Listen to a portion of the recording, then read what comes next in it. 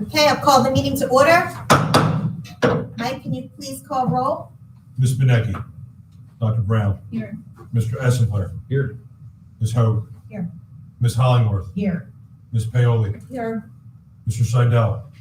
Vice President Hogartle. Here. President Crooked. Here. Please rise for the pledge. I pledge allegiance to the flag of the United States of America and to the republic for which it stands, one nation, under God, indivisible, with liberty and justice for all. Mike, could you please read the statement concerning open public meetings? Public notice of this meeting pursuant to the Open Public Meetings Act has been given by the Superintendent of Schools in the following manner.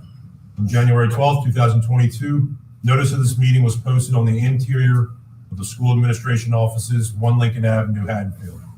The written notice was submitted and filed with Haddonfield Borough Clerk, and notices were emailed to the Courier Post and the Retrospect newspaper. Be advised that the November 10th Board of Education work session meeting will be canceled. Okay, we don't have any student commendations or commendations tonight. No student representatives report. That'll return next month along with school. Okay, we'll start with Dr. Priolo and CUSAC presentation.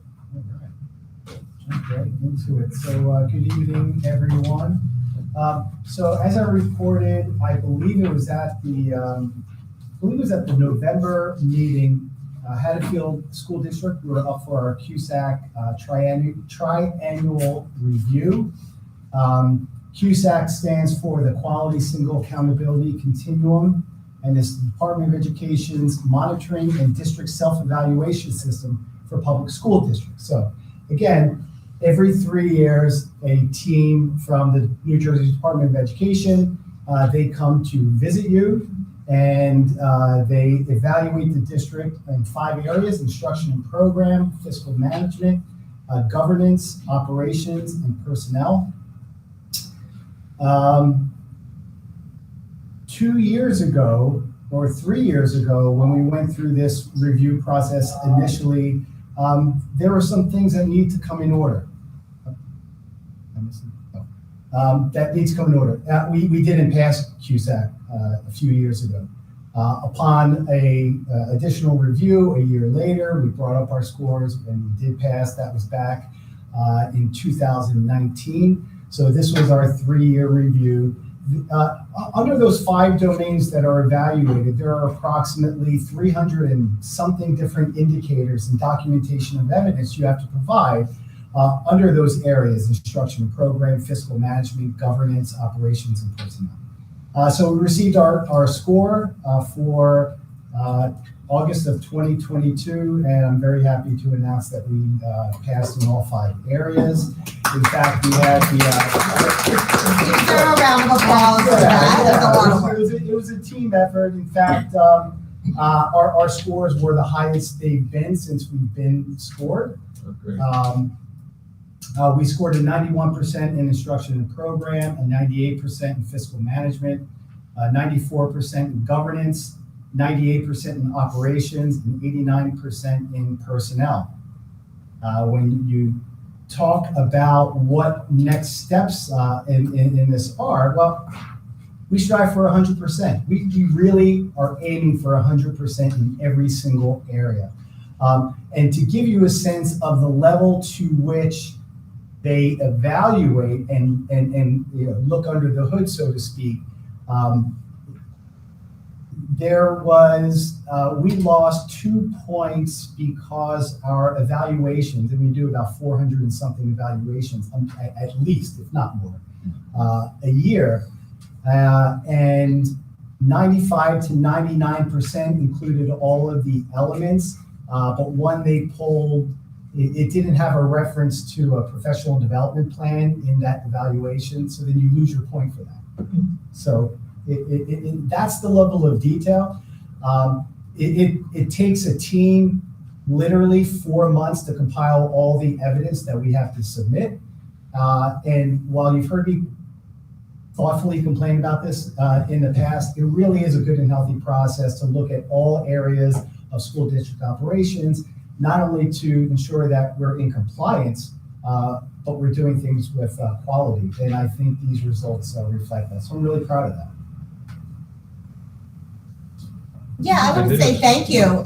Congratulations. I worked with everybody compiling this information. The level of detail, what did you need? Like all the professional development events throughout like years. Like and it's just a lot of detail. It's a 3-year look back. So you have to provide, so if there's regulation A, whether it's professional development, teacher evaluation, personnel records, you have to provide 3 years of evidence for each of these indicators. So it does. And you know what? It also then forces us to make sure our systems are organized, so we're not reinventing the wheel every 3 years to gather the evidence. And I think we get better at that each time. So the work that Chuck and Larry did before this to kind of lay the foundation made it a little easier for our team this time around to provide the documentation. It also includes a site visit. Department of Ed comes over, you sit with them for 3 hours and you talk through all the information. There are virtual meetings. It's a laborious process, but I think in the end, one good from an accountability perspective to ensure we're doing all the things we're supposed to be doing. I think it's amazing, especially given that there was a point where our numbers weren't anywhere near where they are right now. And I think that it is impressive that you say that we strive to get to 100%. Is there a point of diminishing returns, though? Well, I guess there can be. Fortunately, we're at a point where I think to get to that 100%, it's not a large leap. Okay. So I think we have done a very good job putting the infrastructure in these past 2 to 3 years. And when we do this again in 3 years, we're going to shoot for that 100 across the board. Any other comments or questions? Okay, moving on to committee reports. I will go first with the curriculum committee. We had a really good meeting.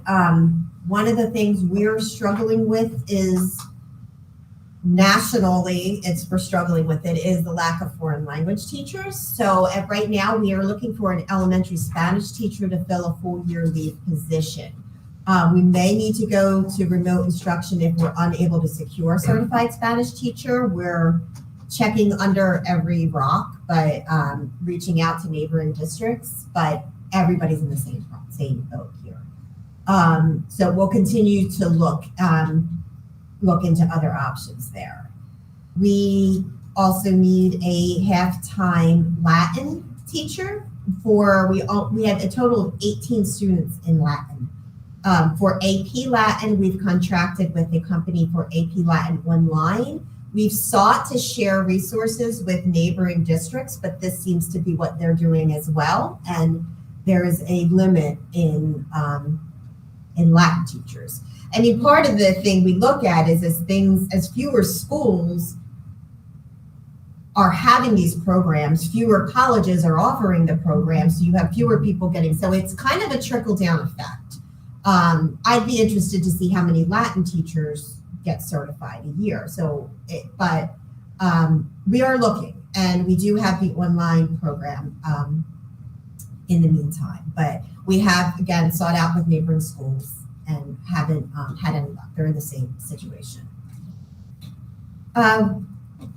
We talked about the newly hired teacher orientation. Chris Gwynn, who is now working as one of our instructional leaders, is working with Dr. Priolo on redesigning the teacher orientation based on feedback from last year. It's a 3-day orientation. Some of the feedback we got was that the orientation was maybe so much at once that it wasn't as effective for teachers. So they're going to have more opportunity to do building level and classroom level, grade level prep and orientation, as opposed to district-wide orientation, which got a little overwhelming. and maybe wasn't as beneficial as we thought. So thank you, Chris and Dr. Priolo for working on that and taking into account feedback. Professional development plan. One of the things that I love about this is they're being very mindful about listing the initiatives they have for professional development, and then thinking through to how they can support the teachers after the professional development. One of the issues with professional development is often that you want to make sure it's trickling down to the students, and by supporting the teachers, you can help that happen. We talked about our district and school goals, and the summer curriculum is being turned in and will be reviewed to make sure that it meets expectations. We have a more rigorous review process this year, and there'll be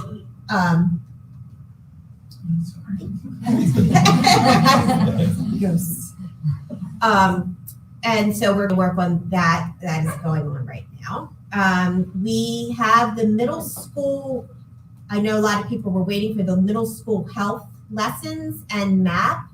This slide deck and the lessons are going to be posted and available to students soon. The opt-out process will also be clear and available.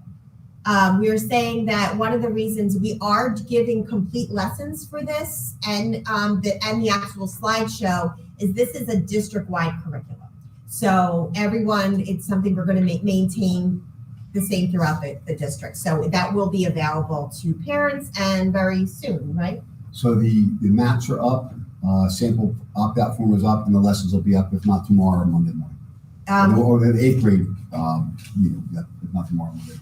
Where would you find that on the website? It's under curriculum and then health. I'll show it in my presentation. Oh, okay. So if you go to the curriculum button, it'll drop down, and you click on the curriculum page, and then there's a place for health and phys ed. So it's its own page. PE, we talked about revamping and having some on-site training for our PE teachers and an on-go creation of curriculum. ELA is in a reorganization year, so they're having organizational meetings, talking about K through 12 articulation, which is the continuation of kindergarten through 12th grade, to make sure that there aren't academic areas that are missing or repeated. So you don't want to have them learn, so that it goes in sequential order and we make sure there's no gaps. And that's why they're really looking at K through 12. It'll be seen as a full group. And they're going to be observing each other. So the high school teachers will observe elementary and vice versa, so they can have a sense of what goes on in the classroom. I think that'd be a really interesting experience to see what you can borrow from different teachers. So I would just be interested in that. Elementary yoga is a new program that we're going to offer. Thank you to the Rotary.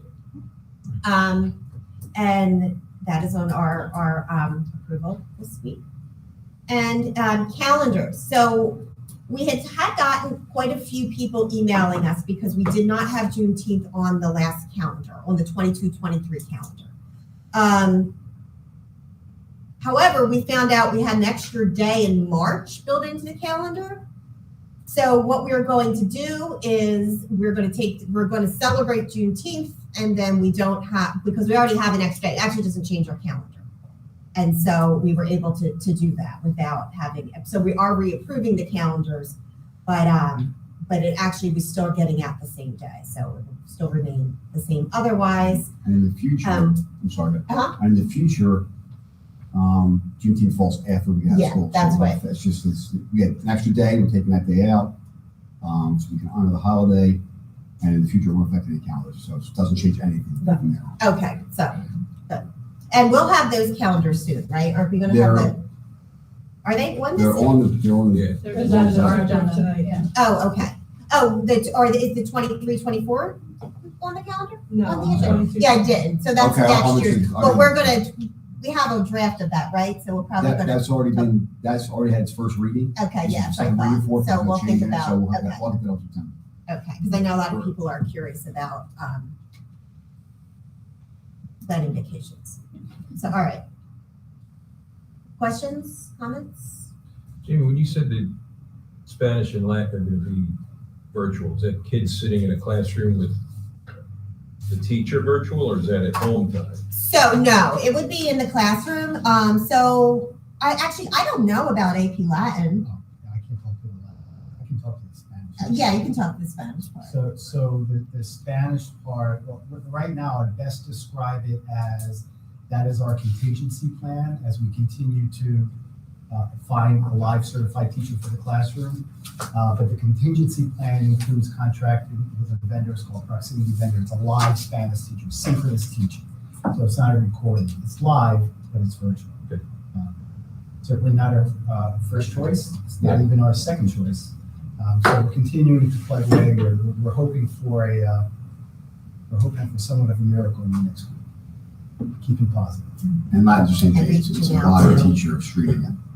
Does it make sense to consider buying more time and front-loading more PE or art or something in the elementary schools so that we have another month to look for Spanish, you know what I mean, or something like that, some kind of, I'm thinking of the specials, what are the other, Yeah, art, music, so- you know what I mean, like. So that's Finagle, another yeah. contingency we've discussed. It Okay. would have to be a contracted person because there are Portfolio, no available Slots, right, schedules in our other services. In Right. fact, if we do have to implement this, it would be a central school in grades 3, 4, and 5. Originally, it was going to be in grades 1, 2, 3, 4, 5. But we were able to rework some of the schedules of our middle school teachers, and we're examining whether we can bring some of our middle school teachers down to teach first and second grade. It's all very fluid right now. Right, yeah. No plans have been finalized, so it's literally our last meeting about this was plan A, B, C, and D. Right. And all the variables involved. I actually reached out, I was talking to a former student from here who taught in Korea and just came back, and we were trying to get, he also speaks German. And I was like, Bill, can you come? He's like, I just got a job teaching in Linden. So Yeah. that's, we were going, looking under every rock we're turning over. yeah. Yeah, looking at every language, not limiting it to Spanish. Okay. We're kind of weighing the prospect of if we had a live French teacher, would that be better than a virtual Spanish teacher Right. for a year? So, and this is due to a 1-year leave of absence. So we do believe that this is going to be a single year issue. Which also makes it much harder to fill. Yes. Because Exactly. It makes it Right. you much need a foreign much more language Spanish difficult. teacher who's like, okay, I'll take a year. We've Yeah. contacted every retired world language teacher we know. We've reached out to universities. I think one of the telling facts, and you can't quote me on this, I'm trying to remember, we had a discussion, we heard some feedback from Rowan, and in their world language program, they had one graduate last year. So that's what we're up against. All right, well, thank you. All right, moving on to finance and facilities. Dave's not here tonight, so Greg is going to be giving our report. We met the 16th of August. We had 4 agenda items. One was a 10-cent increase in the price of food for the 3 schools. That'd be $4.10 in middle and high school, $3.35 in elementary, and $1.90 in breakfast. First increase in 2 years. The Central School Playground was a donation from the PTA. The committee was happy to get the donation to put in the playground. We just wanted to make sure that it fit into the planning of our long-term plan to make sure it wasn't going to be in a spot where it had to be moved. But we're confident that with the architects that whatever will be there, whatever's invested in, will stay there with whatever configuration. School? Central. The paint crew update, we were very pleased with great success. All of Wing C in the high school, touch-up in classrooms, and A Wing, and a little bit of painting in Lizzie. So we're very pleased with that. The students who came in to help. Ongoing, the staff painter will continue during nights throughout the school year, and we've recommended to include funding in the future for 2023 going forward to bring students in for summer painting. So we thought that was successful. Other maintenance and grounds, we replaced 7 condenser units in classrooms due to aging out of equipment. Focus is also on given to electrical oddities in the library, so they're being reviewed. And Dude Solutions, the software we use to manage all the facilities, aided in us identifying HVAC investment strategies in the future. Board of Ed purchased a light-duty truck with the funds accumulated via our custodial contract and capital savings from prior years. And we reviewed the immediate and medium-term plan for the carriage house and greenhouse on Bancroft parcel. Any questions? I think you've already touched on this. I think it was in his notes, but I don't remember. So starting in September, lunches are no longer free. Correct. Can you just, since you had it right there, I'm just curious what the prices were, because I just don't know. Middle and high school are $4.10. Elementary is $3.35.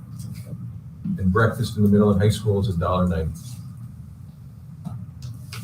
Can I, this is just reminding me, and I've been meaning to just shoot an email about this, but if we can send out a reminder to make sure that people fill out the free and reduced lunch forms so that we can, with the reminder that that's linked to Title I funding. So just to make sure everybody, I mean, I know that last year people weren't filling them out because it's free lunch because of the Department of Agriculture. But yeah, just a reminder that if you just. So for starters, we're sending out every week through the first 30 days of school, because that's when, so carryover, low income eligibility stays with families the first 30 days of this school year. Okay. So we're sending a parent square out every week through October. Okay, good. For That's starters. perfect. For starters. Yeah. So. And I know the economy being what it is, we might have more students who qualify. Well, and just a reminder too, like, I don't even remember how to log in to pay for school, put money on my kid's account. You know, it's been so long with the pandemic and just so like remind us all how I to forgot, yeah. do What this is part it? of it. School? Right. School bucks. School bucks. Wait, Yeah. no, school bucks is, It's a different one. Yeah. it's a different one. It's actually not a bad thing to have front and center on the website somewhere. I think it is. It might be under but- cafeteria or something, yeah. Yeah, but you're right, I forgot. I probably don't have my password saved anymore. Yeah. I wonder if I have any money on there. I don't know. Well, it's also good to have that school bucks link. My husband wrote out a check for the activity fee because I just said, I don't have to do it all. The female doesn't have to, he could not figure out how to pay electronically. So he manually dropped off a check. And I think for people who don't know, it's not always easy to find it out. Yeah, I do like this school box that they can, it's the more I think it's working well. I remember when we were thinking about doing it. Right. I like it because, especially if you have a kid who might leave that envelope in their backpack for a week. Yeah. Okay, policy, Lynn? Yeah, we met on August 11th. It was another full agenda. We started by revisiting the preschool program. You'll recall back in the spring, there was a parent survey that went out indicating 75% of families approved of changing the times to coincide with K through 5. There were some issues with contractual prep time, related services schedules, and support staff schedules, but those have been resolved. So is it official? It's on the agenda for approval. Okay. So the proposal is to move to same start time as kindergarten. So 8:25 would be AM session, 12:30 start would be PM session. And then we went on to discuss the 6 policies that are on the agenda for our first reading this month. The first one being high school student representative to the Board of Ed. This is a mandatory policy. This new law requires school districts with grades 9 through 12 to include a minimum of 1 student selected by the student body to serve as a non-voting student representative on the board. We already do this. Our current practice is to have typically 3 students that generally serve from January of their junior year to January of their senior year. I feel like I saw one here. Yes. So we were also having this discussion about how valuable they are, and we want more from them. So, I mean, they each come to 3 meetings, are required to come to 3 meetings. They give us a report at 1. They just come to the action meetings. We thought it would be helpful if they came to a work session too, participated in discussion. They would only be obligated to give 1 report, but they could be welcome to give a report at both. And yeah, we'd love them to stay for the whole meeting and give input from their perspective, the student body perspective, and because that would be very valuable. So they've been fabulous so far, and we're going to ask them for more. We also talked about I like it. a quorum policy establishes the minimum number of board members that make a quorum of the board, which is 5, and addresses when and how the doctrine of necessity shall be invoked. So that's if when more than a quorum of the board that must abstain from voting due to a conflict, the circumstances in which we can invoke the doctrine of necessity, and it just gives some guidance on that. We spoke about the Board of Ed website accessibility policy. This is mandatory. And John Miller, our Director of Technology, was consulted regarding the changes. There's a new statute requiring a school district's website to be in compliance with the Web Content Accessibility Guidelines as required by the U.S. Department of Ed, and then also Americans with Disabilities Act. So last spring, we actually hired our web hosting provider to scan our district websites to make sure that we were in compliance. And we are. They did alert us to a few areas where there were some low-level warnings. In looking into them, it's cost prohibitive to fix them at this point, but we are compliant. We discussed Every Student Succeeds Act, which is also a mandated policy. There are just some minor wording changes. We are required to have the policy. However, we don't currently receive Title I funds, so it doesn't really impact us right now. Policy 5722 regarding student journalism. This is also a mandated new policy. Tammy McHale, our high school principal, was consulted regarding the policy, and she said it doesn't really change our current practices, but it just requires us to have a policy concerning student freedom of expression in accordance with some new statutes, but there's no change for us right now. Because of that policy, there is policy and regulation 2432 are on the agenda for first reading to be abolished. So this would just replace that. We spoke about school district issued student identification cards. There are new statutes that require any school that has grades 7 through 12 and that issues a student ID, they must print on the back of the ID cards the telephone number for the New Jersey Suicide Prevention Hotline and contact information for a crisis text line.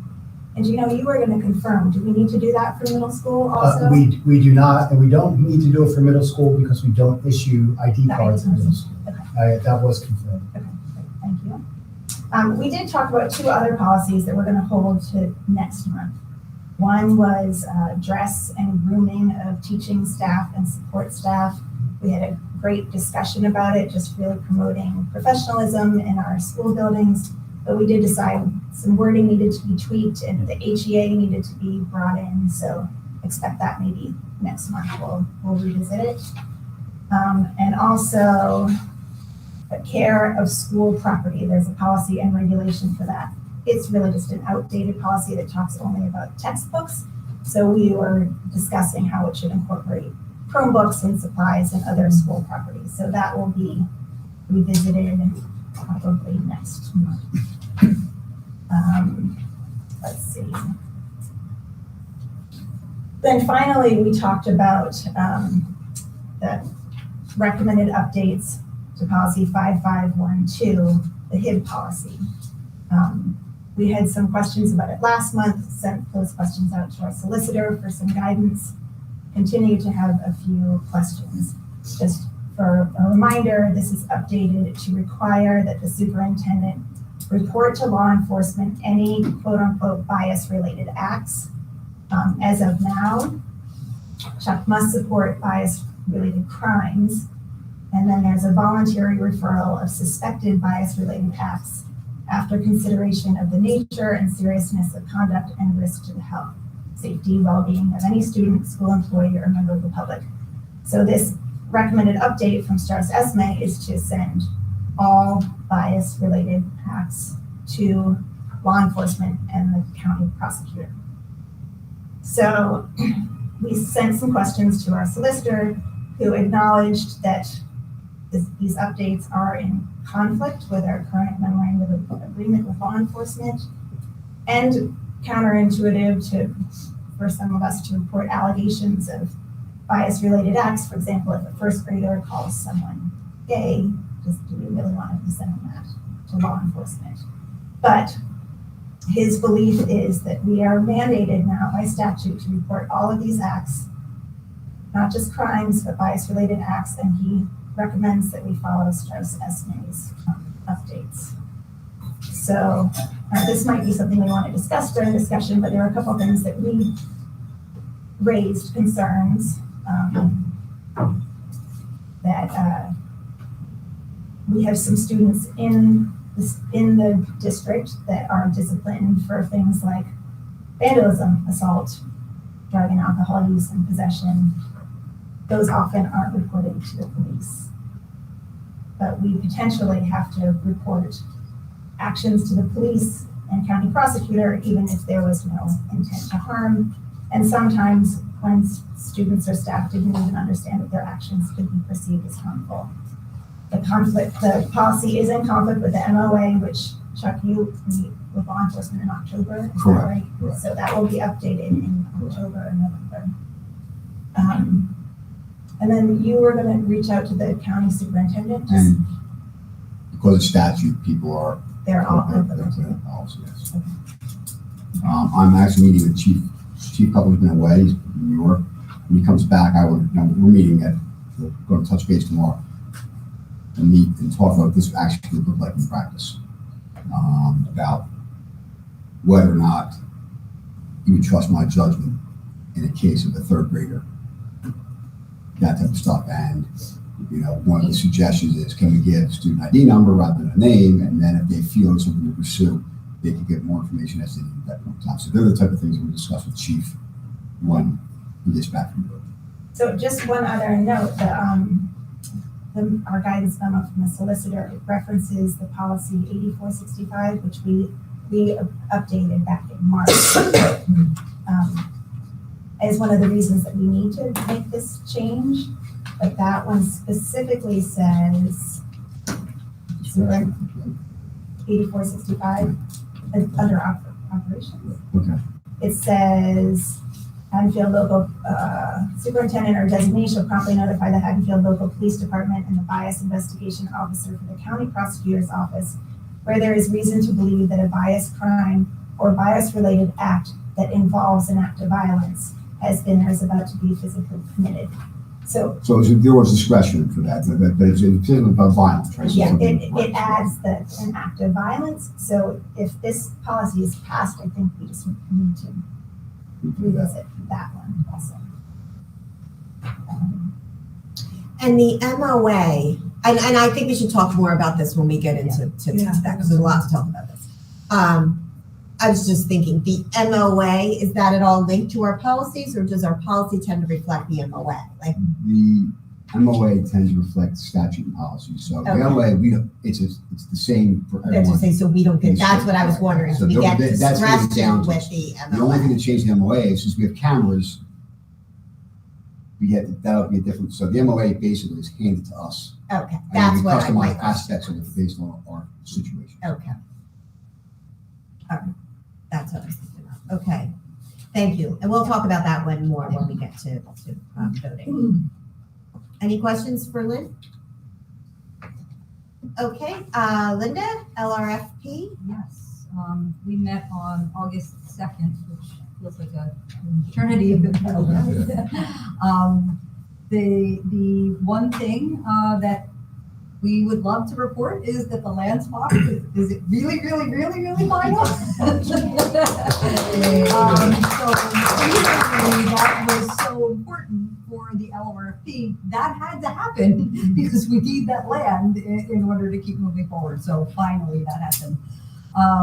There have been surveys over the summer. We recognize that parents are away. We want to have community involvement, but there has been ongoing work in surveys and with the architect. So the architectural firm has been taking what the community feedback has been and coming up with options. So there's so many pieces to it. You know, what is the community saying that they want? What do we have space for? What do we have money for? And how do all those things play together?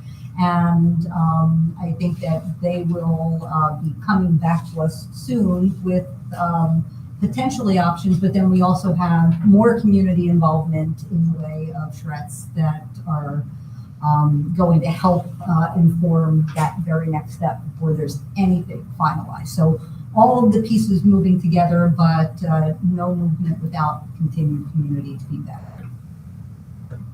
And that timeline for that is rather quickly though, right? I mean, we by January have to submit something to the state. Our project application. Yeah. And one of the things we are balancing is everything's so expensive. So the expense versus the needs. And so, you know, it's one of those things where we're doing, you know, we're trying to be extremely cost conscientious with things that are really needed in our community.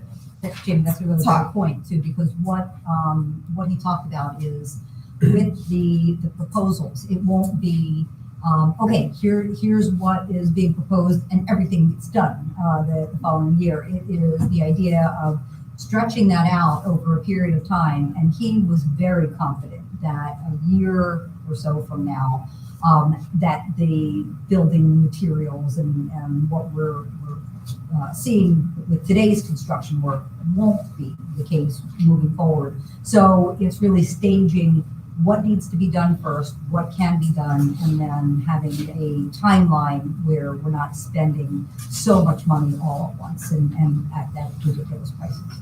Maybe it's a blessing no one bid on our bathrooms. Maybe we'll I have don't know our about half that. price next summer. Yeah, so just to cope with the. Yeah. Okay, no PTA updates, right? Assistant Superintendent report, Dr. Priolo, do you have something in addition to your QSAC? Just a brief one, and then I can actually also share the slides that I have for the QSAC, particularly for the audience.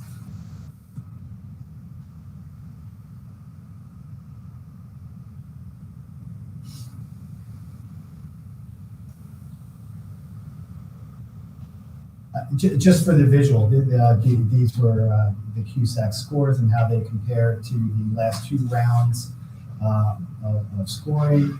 These are the ones I just called out. You know, and, So that, can you go back one yeah, slide? sure. Just that first one was in June of 2019. They were our scores. Yeah. So you've done a lot to Yeah. get us where we are.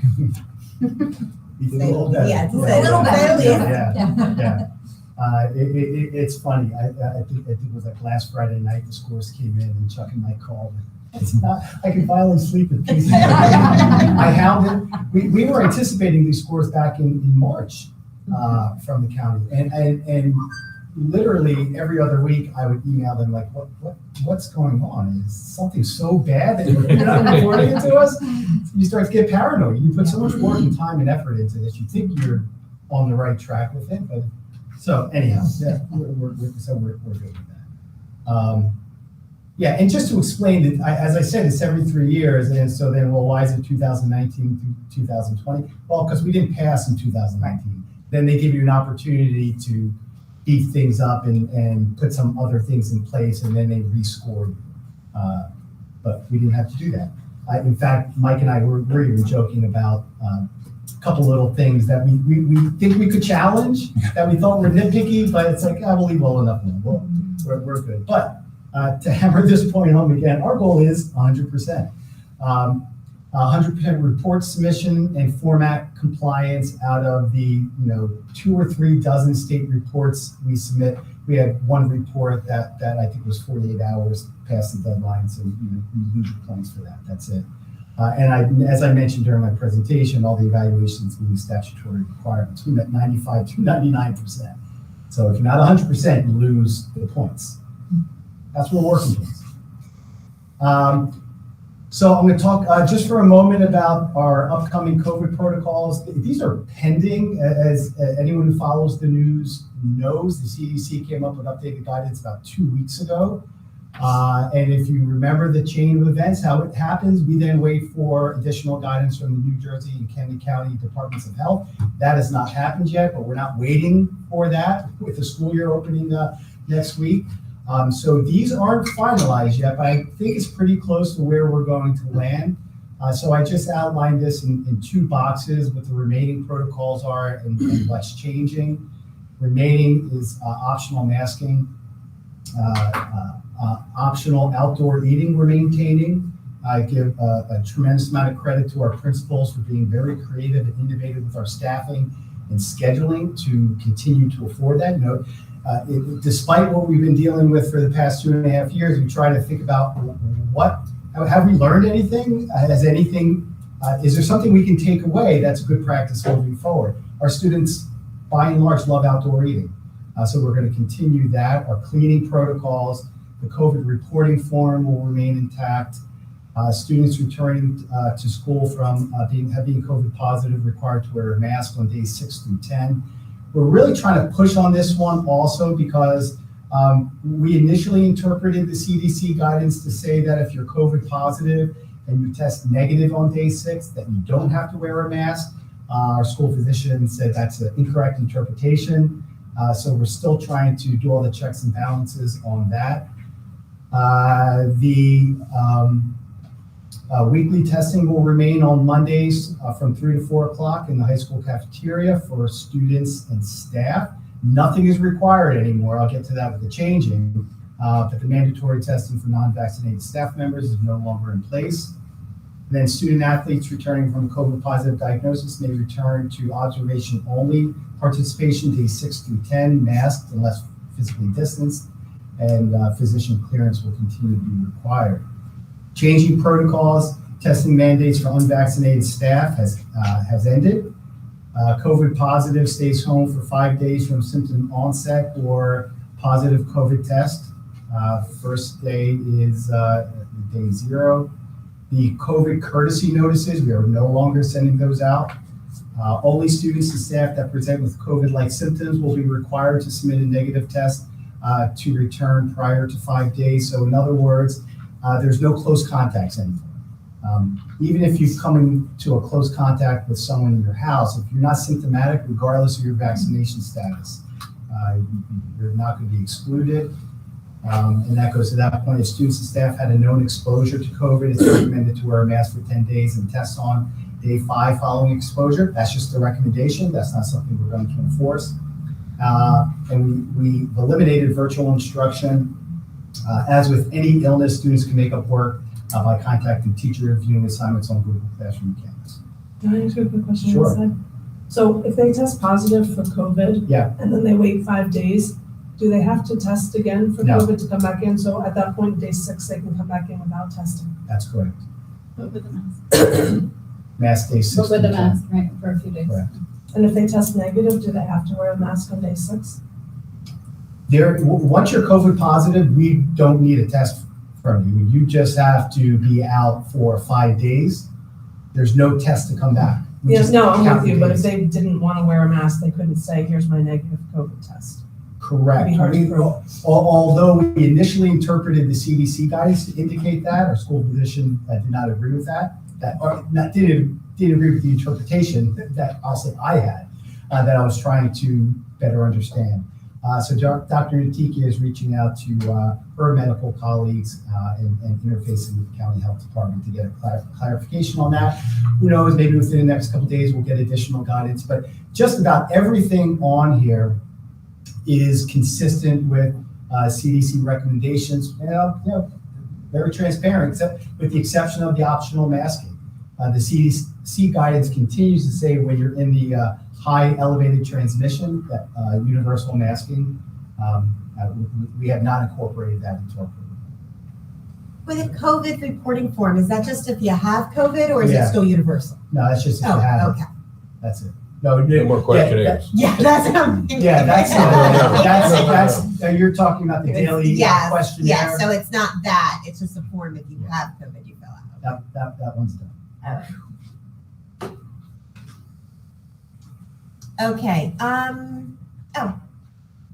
Are you done? Oh, I'm I didn't mean to I'll cut you certainly off. answer Did anyone have any any additional questions that any of the board members have. Can you, the Monday testing, that's if you have symptoms or no, you just are concerned, like you can just swing by and get tested? If you want, if Do you we want still to have to like test, pre-register? yeah, if you're, It's like still the same system? same testing vendor, It's so just we don't if have you to drive already to the Bedford parking lot. pre-registered, Yeah. you don't have to do anything, you just show up and you get tested. Okay. It's just voluntary, where Available obviously there's testing. no mandate. And we'll repost the protocols if you want to register and get tested, how to do that. Right. Right now, we took all the stuff down because everything's in the process of being updated. Right. So if you go on the COVID link right now, it just says pending updates. Yeah. We'll have that ready by early next week. And that was the helpful. Yeah. My husband tested positive, so I tested all the kids, and one came back positive, totally normal behaving and acting, much Yeah. to his they- disappointment, because he wasn't feeling good, so I was like, you got the live one! They were great. Working with this testing vendor through the state, I don't always praise the state for things we have to do. This has been a good one. Yeah. This has been a good relationship we've had with them. They've been very responsive to our needs, and so we're just going to continue that relationship as long as there's no cost to the school district, which it is not. Superintendent's report. Superintendent's report.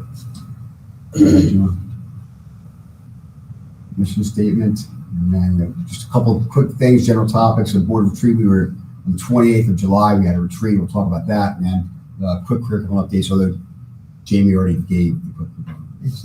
You see, much of my reports already been given, by the way. So school opens, it's time to get back to what we do. New teachers are in next week, Monday to Wednesday, and then all teachers are in next Thursday. And then we go to Labor Day, we come back, the 6th and the 7th, the first 2 days of school, which is exciting. On the 8th is our first full day of school, which I know we're all looking forward to. A lot of good work goes in the summer, but we all do what we do because we want to be working with kids. And so it's exciting that they're coming back. It's also exciting to see the teachers again. We have a great group of teachers.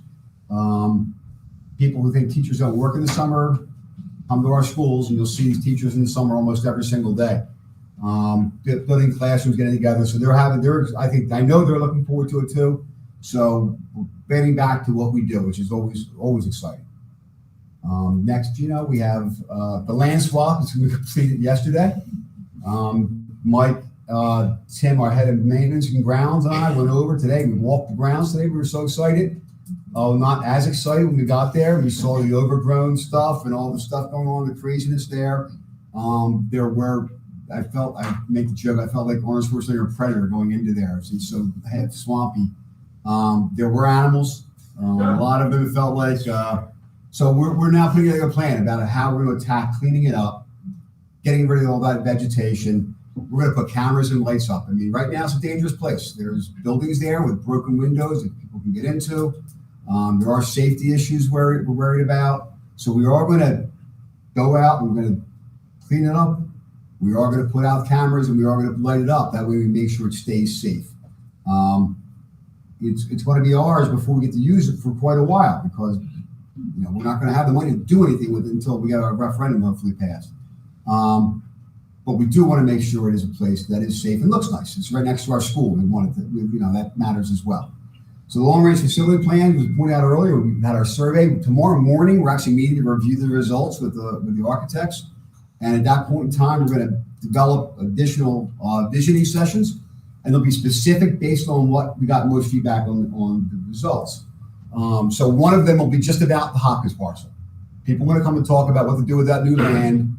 We'll get there, and the architects will have a map, and they'll have a building, like little things you move around. We can put this here, we can put that there. This is what a field would look like. So you try to get a visual and have to talk it through. There is a talk of a new school there, either early childhood center or a middle school. So we'll have those discussions. One of the things we're looking at doing is separating out APRs and gymnasiums. So in our 3 elementary schools, the kids' phys ed classes are where they eat. Is there a better solution than that? So we'll give specifics about those type of conversations so people who are interested in X, Y, or Z can go to those as opposed to just a general session we talk about things. So you'll hear more about those dates we'll probably try to schedule them tomorrow at the end of the meeting, like at least get that out there, what the rest will look like. All right, Gina, the next one. Calendars, we heard from earlier today. We're going to redo the calendar for 22-23, take out that June 16th, make that's Juneteenth. We are, so the interesting thing with Juneteenth is a national and state holiday. The state of New Jersey celebrates Juneteenth on the third Friday of June. The national holiday is June 19th. It's a weekend. It's a Saturday. It goes to Friday. Sunday goes to Monday.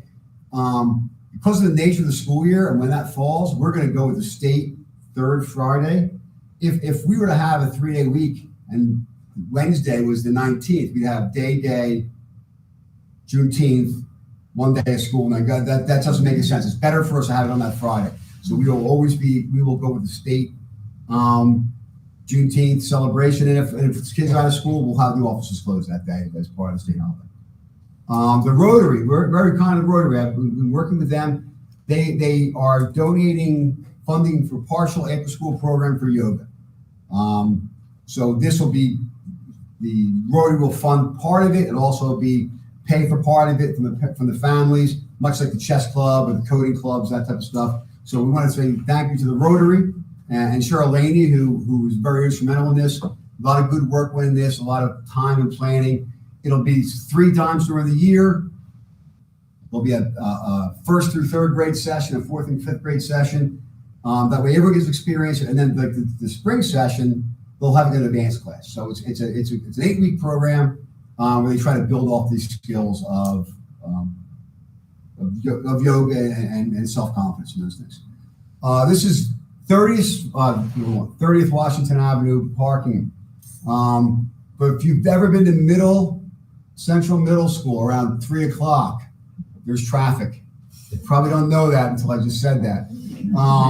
And one of the areas that there's an office building right there, right behind the United Methodist, there's an office building at 30 Washington, and people park in there, and it's crowded, and it's kind of unsafe. So the property manager, Scott Leonard, reached out to us and said, let's put a plan together to make it safe. I don't want to tow cars, part of the community. I don't want to get into that. So there'll be a communication going out to the families in that area. They're gonna put together a plan. You enter one way, you come out the other way. Certain areas are going to be not designated, but available for families to park, to go do the pickup or the drop off if they want to, rather than, one of the concerns is people park at every spot. I rent out offices and people can't park. So we're gonna have all the parking off to one side. We worked it out with him. He was great. He initiated this, saying, member community, we can do something good here for the schools. So that's what's happening. So much thanks to him for that, because That was very nice. yes, it was, because most places are don't park here, will tell you. Yes. Right? So he's not that way. He wants to do the right thing. June 28th, we had our retreat, board retreat. It is a working session. It's not really a retreat. I don't know why we call it that. It's always a joke. We started off by taking a tour of the high school. Just so a lot of board members have never seen the International High School. So we took a tour of the high school. I showed some things. We had 2 book discussions. One is the Governance Corps. It is not on the New York Times bestseller list because it is not a fun book to read. But it goes a lot into what we do and how we should function as a board. What's important, what our roles are, how we should function, our communication skills. So it's really valuable information, but not a fun read. Then we read Think Again by Adam Grant, which is a really interesting read, a great book. We discussed that a little bit. My tour went too long, so we had to cut that piece down a little bit, which was sad. But it talks about, we don't have to keep on looking at things the same way. Can we adjust and look at different? And then the biggest part was we did a strategic plan update. We looked at where we were 3 years ago when this went in, where we are now, and we have questions we need to answer. Does our course need to be adjusted? Is it possible that for 3 years you should have said it's not? We need to look at that. How are we using the data? We have all this data. Are we really using it? Do our practices fit our goals, right? We're doing things, are they matching? And is it time to revisit our mission statement and our goals, right? So the strategic plan is a 3 to 5 year plan. We did it 3 years ago. So it's either expiring or going to expire soon, So is this time to go back and regather and do a whole big strategic plan? The answer probably yes. For those of us waiting for that answer. And one of the things we talked about was our work sessions. We have 2 sessions, we have 2 board meetings a month, a working session and then the action meeting where you vote, take action. Our working session tends to be talking about what we're going to be doing in the voting session and not really working. The working is being done in committees. They report out, come to the action session.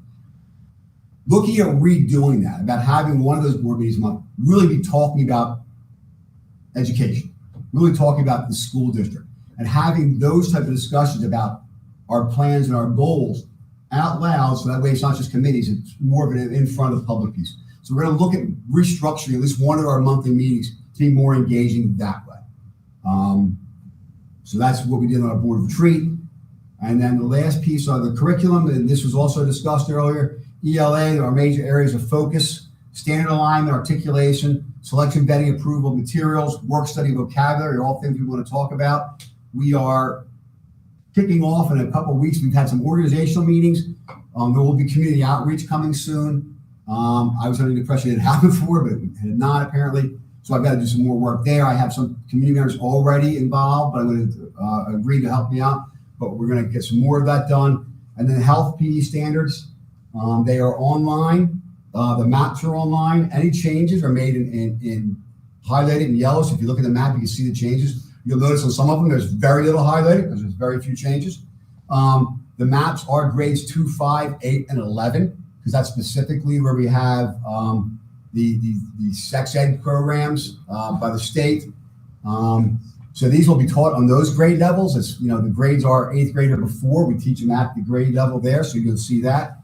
The sample lesson, the slide decks, we have those, just vetting them out. We're going to put those up either, like I said, either tomorrow morning or tomorrow afternoon or first thing Monday morning. And then on there also is a sample of what the opt-out will be for parents, and also a place to make comments and suggestions. So if you look at something, there's a link you click on it, you say, I have a question about this, or I'm concerned about that, and we will get back to people on that.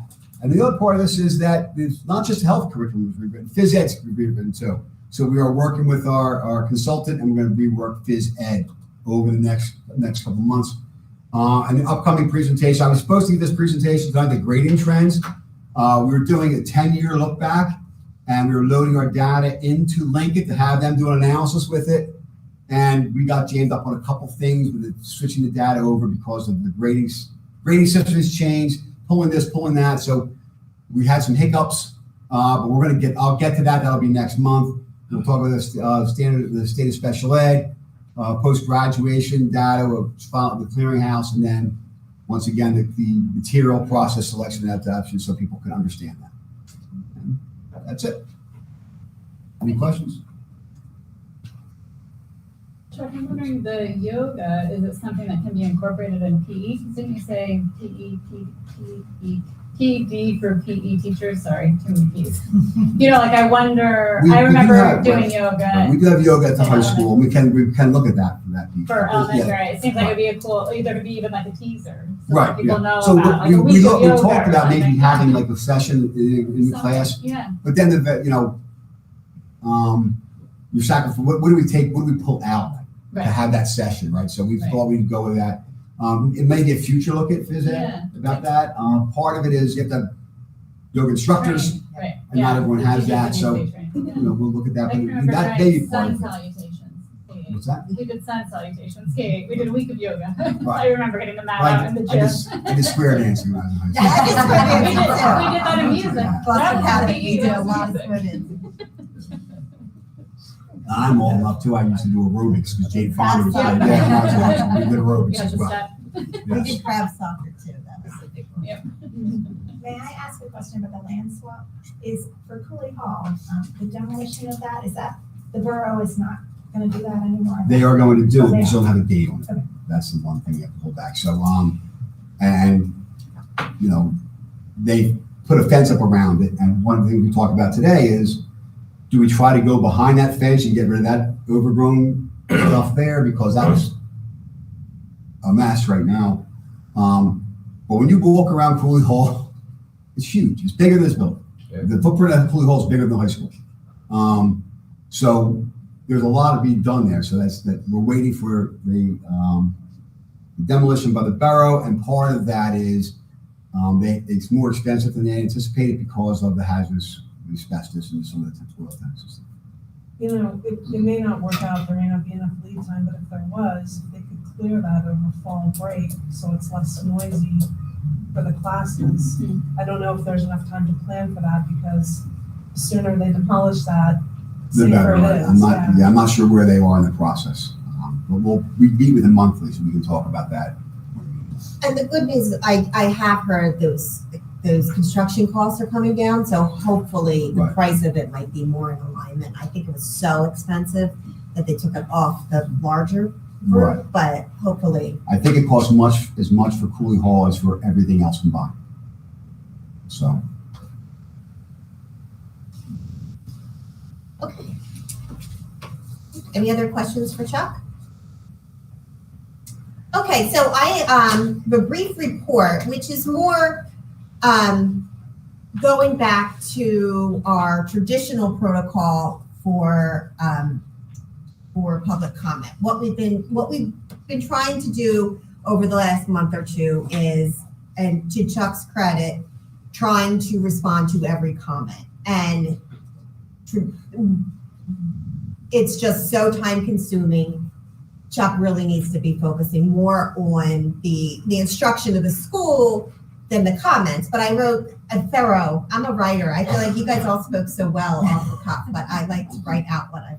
So I'm going to read it. Okay, as we've noticed, there has been an increased presence at board meetings, which is a sign of community engagement and it's appreciated.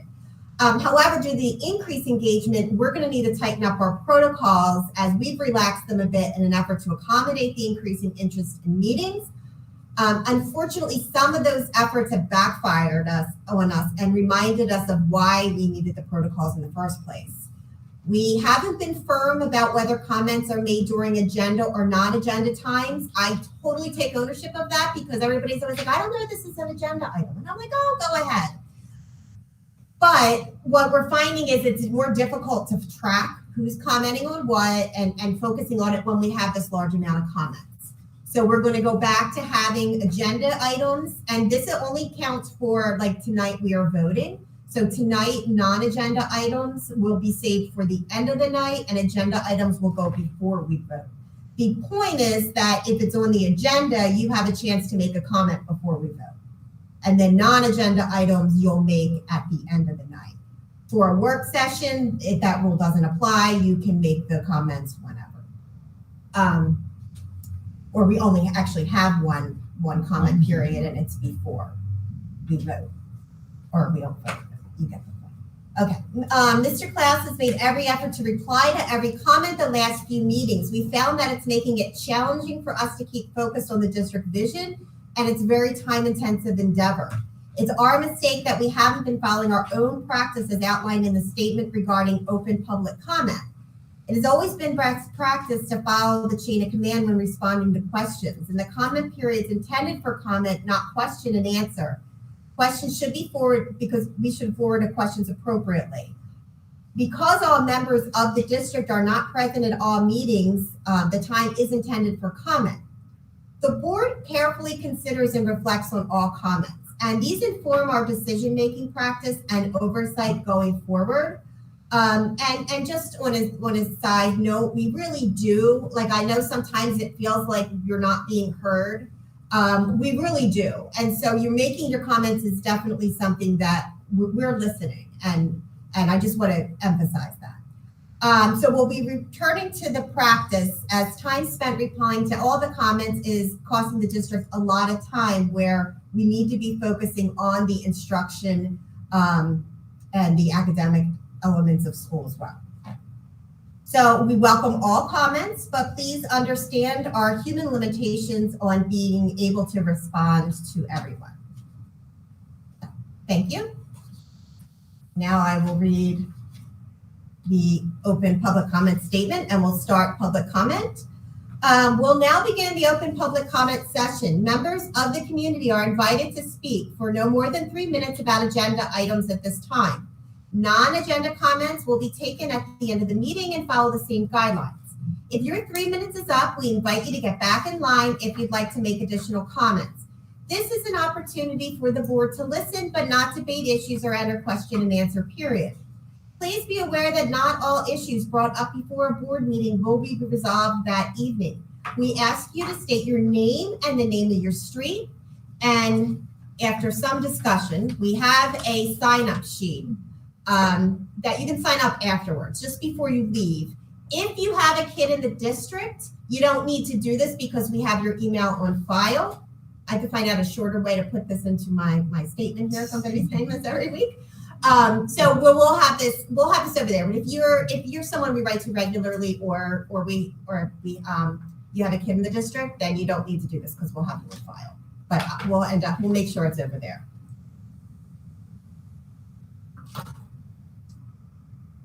While public education can be an emotional issue, we strive to maintain a certain level of decorum at the meeting. Public meetings are recorded and televised, and students often participate in the meetings.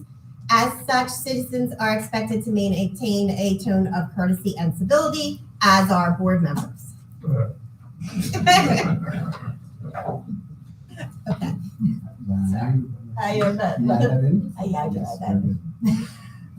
Okay, you may now come up, and we're doing agenda items at this time, which will still include anything on a presentation. So if it was a presentation, I don't know, I'm now breaking my own rules. I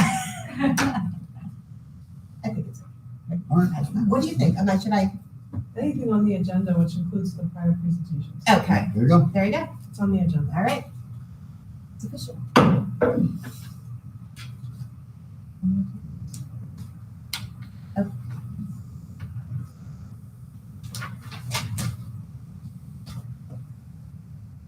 Good evening, Ken here in Walnut Street. I briefly just like to mention that there's never enough agendas and handouts when we come in. So people don't have them and it's difficult, to follow along. I want to talk about finance or the treasurer's report. Last month, there was a 7-page handout, and it had to do with extracurricular activity, and there's no total on these handouts. So you have, it goes on for 7 pages, and then at the end, instead of having the total amount that the taxpayers have spent on the extracurricular activity, there's nothing. So if we could please have the total for that, we would appreciate it. And also, these amounts in the third column, are they, the dollar amounts, are they seasonal, or is that for the year? And on the same handout, we had coaching appointments. And once again, there's no total amount of how much the taxpayers spend for all the coaches. And if we could have that amount on here, it would be appreciated. And I noticed under coaching appointments, we have 12 high school football coaches. 8 are paid and 4 are volunteers, for a total of almost $50,000. And I was just wondering, do we really need 12 coaches for high school football? If I was on the football team, I wouldn't know which coach to follow. When one coach said do this or do that, I'd be a little confused. I don't know how it works, so I would like some clarification. And maybe it's time to review some of the extracurricular activity and coaching appointments to see if we have excessive amounts of staff filling those positions. I don't know. It's just a question that I'm asking because we have just so many of doing the same job. And when we had COVID, we saved a lot of money because the school wasn't open. We saved in energy costs. We had lower bills for our heating and our air conditioning, energy costs for lighting and copying and so forth, was way down in price. So we also saved a lot of money because we were not able to have the fall drama play, as it's called, the fall drama play, or the spring musical. So just the savings for a spring musical director alone was $4,439. So was wondering, could you somehow determine how much money we saved because of COVID? I know it can't be exact, but you could bear 1 year's bill with the other. And then what did we do with all this money that we saved? Thank you very much. And also, on this handout we just got, again, there's no totals for anything. There's just not there, extracurricular activity, just no totals at the end. We could have some totals, it would be nice. Thank you for your time. Can we pass that down towards Mike?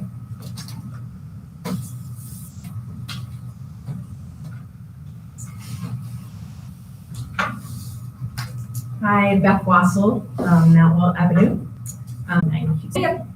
The comments of the last several meetings suggest that the policies, practices, and even classroom instruction at Haddonfield schools should be scrutinized on an ongoing basis. These demands ignore the knowledge and skills that our educators gain from their educator preparation programs and from ongoing professional development through their careers. In addition to being a mom of 2 children in the district, I also work as a professor at a New Jersey teacher preparation program. For those of you who aren't familiar, I want to tell you a little bit about what we do. We teach our future teachers to respect and to build trusting relationships with all students, regardless of race, ethnicity, language, religion, sexual identity, family status, or any other aspect of their identity. We teach them to plan, to teach, and to assess using the New Jersey Standards for Student Learning, which are mandated by the State Department of Ed for all public schools, and which our board, our district administrators, and our teachers do not control. We teach them to teach students to think critically about concepts and issues from multiple perspectives. For example, in the humanities, this means providing opportunities for our K-12 learners to make sense of events, experiences, and phenomena that may be different than those that they've experienced personally. I want to emphasize that the future teachers, learn how to do this in a developmentally appropriate way.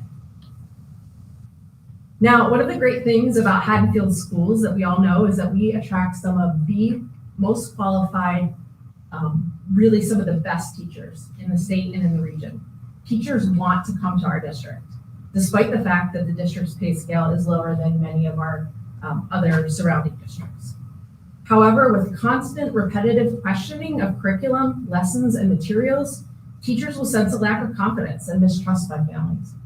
And even if it's not intended, with the debates happening around the country about school curriculum, teachers will find these or view these efforts as attacks on them and as a means of intimidation and control. I'm certain that this will lead to teachers leaving our district or leaving the profession entirely. We know that our state and really the entire country right now is facing a teacher shortage. Imagine if your child started this year with no teacher listed for Spanish, for physics, for calculus.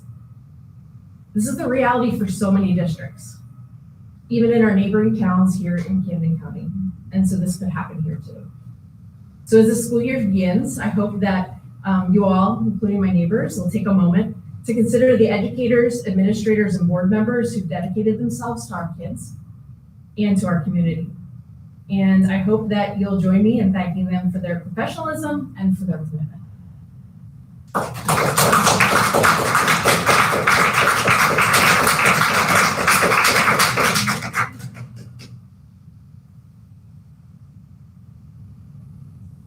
Emma Higgins, Coles Mill Road. I moved to Haddonfield 21 years ago, mostly because of the great reputation of our schools. A minority of Haddonfield residents and groups from the outside are jeopardizing the quality of our schools. I trust our teachers, our state government, and those who create curriculum to educate our students on topics that will help them grow as human beings. Whether it's learning about the Stonewall riots or how our government policies have kept Black Americans from getting ahead, these topics are important parts of the history of our country. Censoring parts of our history or books with topics you don't agree on can hurt our students as they take the AP test and go to college. Most importantly, this hurts their development of becoming critically thinking citizens of our society. Keeping the standards New Jersey sets for social and emotional learning and sex education are also important for them to live in society today. When my daughter went to college and she found she was much better educated on these topics than her peers that went to religious schools or schools from other states. Please trust our teachers and keep our high quality education. Do not be pressured by a vocal minority.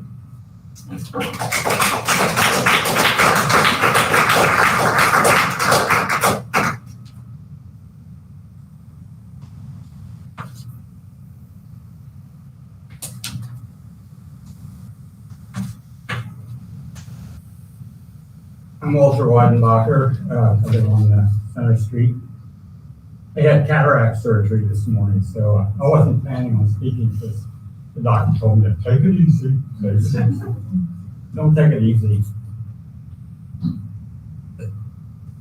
The reason I'm saying anything, the prior two speakers talked about how wonderful our teachers are. I don't think anybody's questioned the quality of the teachers at the Haddonfield schools. And I do believe, I like to believe, and I do believe that we have the cream of the crop because Haddonfield is such an attractive place to teach at, and the best teachers want to teach here. But I don't understand why people are coming to the microphone to preach about how wonderful teachers are, because everybody knows teachers are wonderful, and we love them, almost all of them, but not all of them, because any teacher you ever talk to, or anybody who's gone to school, will tell you that, well, not all teachers are trustworthy. So we can't really trust all teachers. So the scrutiny becomes important. And for parents to question teachers is the path to keeping that high level high, so that teachers who might have their own agenda don't infiltrate our wonderful traditions here at Haddonfield. So I applaud all of the teacher scrutiny, and I just don't understand why anybody is defending the teachers, because all in all, I think teachers are very well thought of. And the second point I want to make is the complaints that have been coming to the school have to do with the topics that are being taught to mostly the children of the people who are complaining. So no matter how good a teacher is, how bad the teacher is, the parents are questioning what it is that the teachers are teaching their children. They're not asking about, what the teachers are teaching the teachers' children. It's their own children, and that's the essence of the whole problem. It's what are you teaching our children? And that's the problem. And I think we should just keep a focus on that rather than hearing how wonderful teachers are.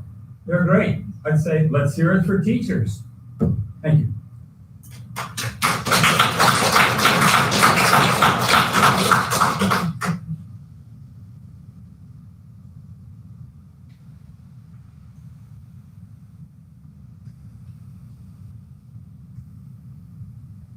First name's Robert Avenue. I was gonna wait till the end, but this seems to be in the same vein. I know, I was just thinking myself, if I'm like, did I not I'm do it happy to again? wait. Yeah, that's okay.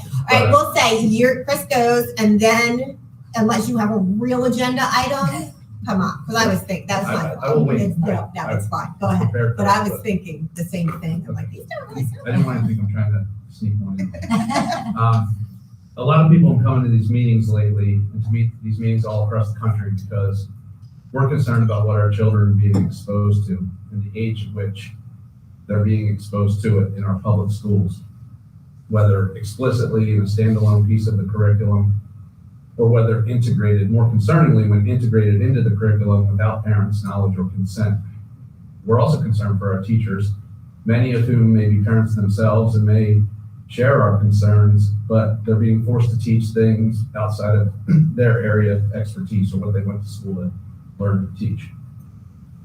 The New Jersey Constitution requires the state of New Jersey to provide a free public education to all of our children, ages 5 to 18. The Supreme Court of the United States, in regards to parents' liberty interest in the education of their children, has upheld that the liberty interest of parents in the care, custody, and control of their children is perhaps the oldest of fundamental liberty interests recognized by this court, the Supreme Court. Moreover, the Supreme Court has affirmed that the 14th Amendment includes the right of parents to raise children according to the dictates of their own free will. In Troxel versus Granville, it's a 2000 Supreme Court case centered on parents' parental rights. The court affirmed that, quote, our constitutional system long ago rejected any notion that a child is the mere creature of the state, and on the contrary, asserted that parents generally have the right, coupled with the high duty, to recognize and prepare their children for additional obligations.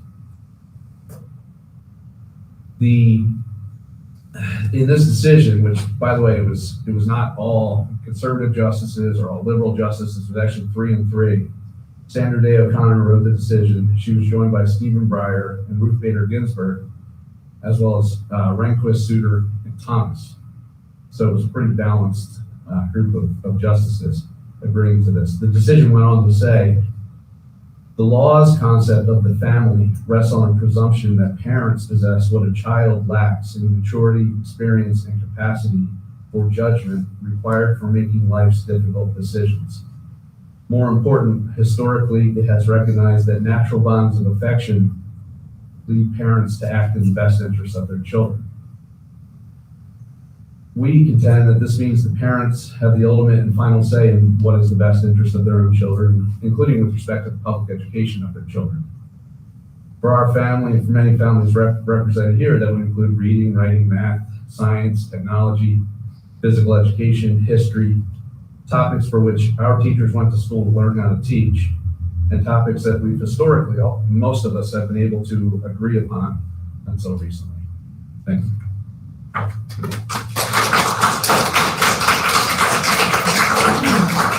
Now, is this an agenda item? It is. Oh, no. I'm Bill Kelly, and I am on Center Street.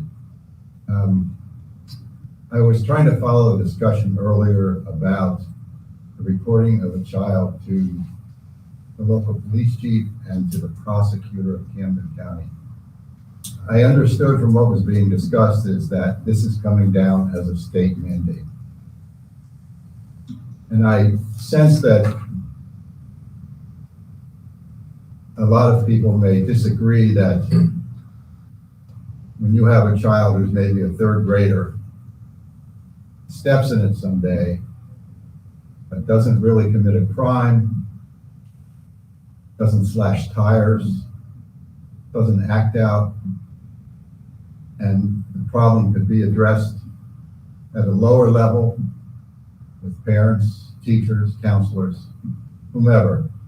It seems to me that the state requirement to report this is out of line. I don't know how we got to this position where the county prosecutor should be involved. And I was following discussion. I'm not sure I understood completely. Was there some requirement that there be some violence associated with the misbehavior, misspoken comments, or to be reported, or is it just whatever comments a child may have made? Perhaps innocently. And I very much think that I know there's an issue of compliance. I understood from Superintendent Klaus that he would like to work something out with the chief of police that would allow him to decide whether or not that needs to be reported. And I compliment you on trying to do that. but I am very much opposed to a general rule that says report every incident to the police and to the county prosecutor. Thank you.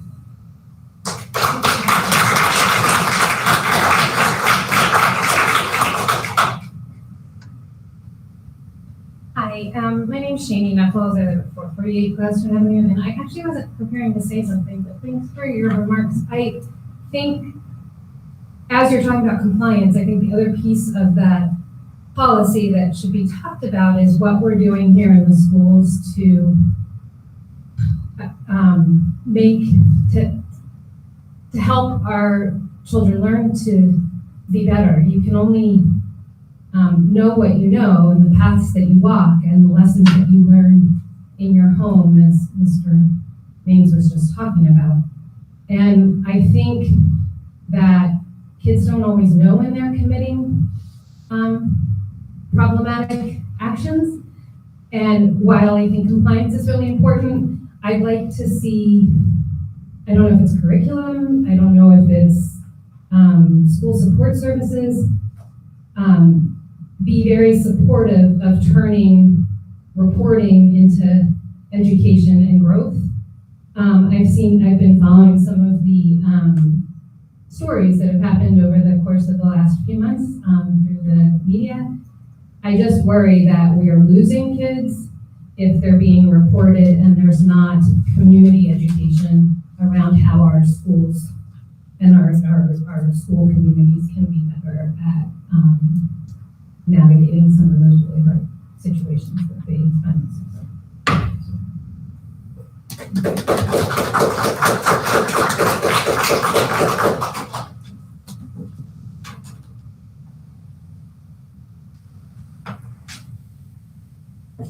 Hi, how are you?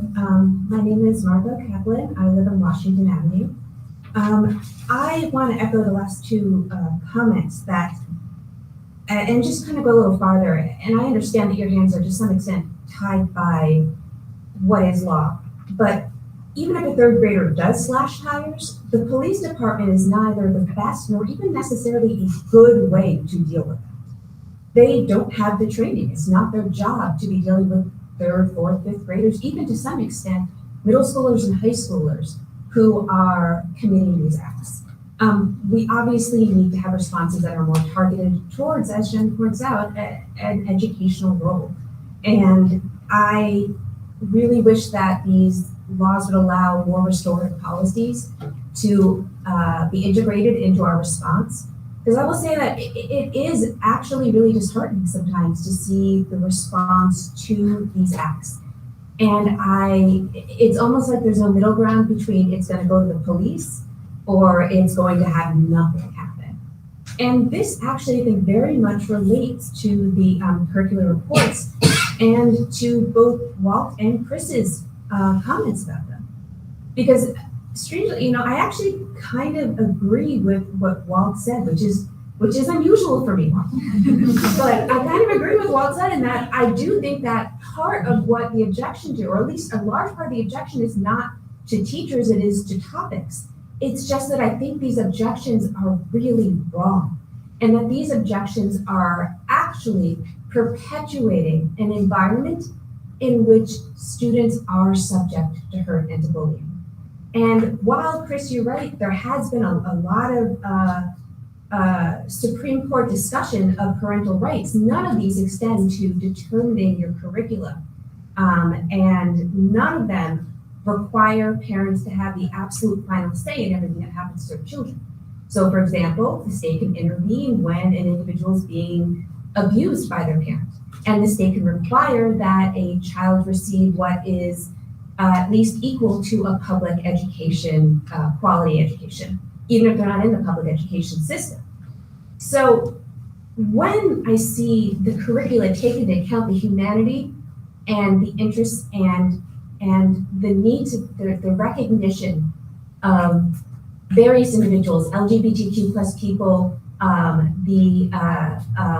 the struggle of marginalized communities and racial injustice, that is part of our response. And if we want to turn away from having this be more of a police response and having it be an educational response. We have to take responsibility and embrace the fact that this is a necessary part of our curriculum.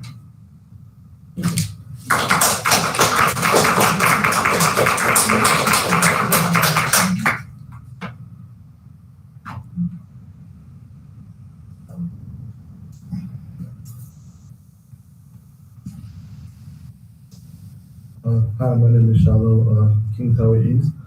To echo what people said previously, the word was used, I believe, was bias without, what's the word?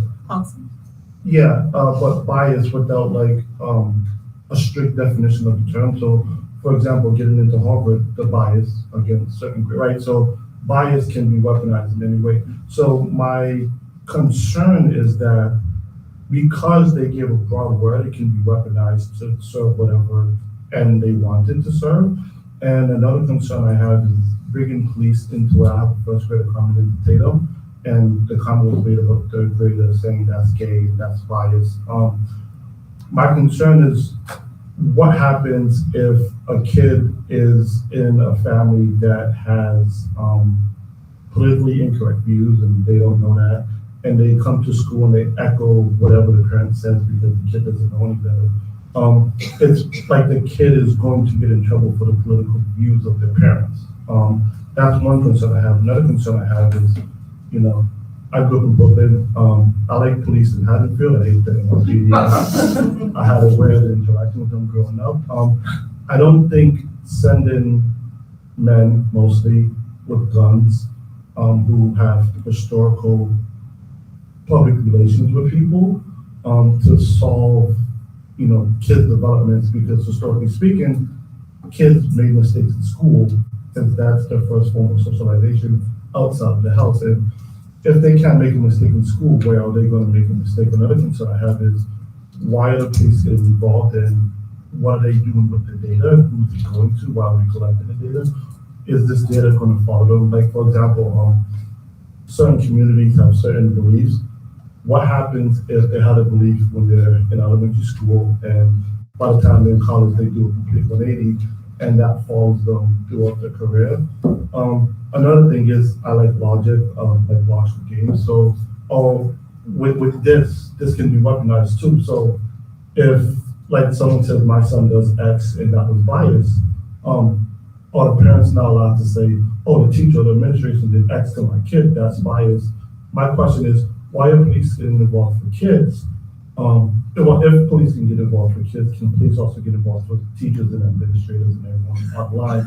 If not, to me, that's biased against kids because, again, that we're here for kids. And then besides that, again, I'm a parent. I come from Canadian descent. West Indian people are really particular about their kids. I respect teachers, I love them, but I will scrutinize anyone that comes 10 feet within my kids' life, regardless of whatever belief or anything they have, good, bad, or other. So it's part of the territory. It's part of the job description, especially dealing with people's kids, because people more so accept things done to them, but they don't accept things done to their parents. So I firmly believe that everyone should be scrutinized, not in the data demeanor, but jobs, school, promotions, we all get scrutinized. So I feel that a good parent is a parent who scrutinizes people who are in their kid's life, doesn't have to be intentional this way. But yeah, I'm mostly concerned about the whole bias thing, and are we as parents allowed to recognize it against the Haddonfield public school? Because logically that would be fun. My son's black, he gets attention, oh, that's bias. Stuff like that. Not saying that's gonna happen, but we open ourselves up to these games. So yeah, just a couple comments. Thank you.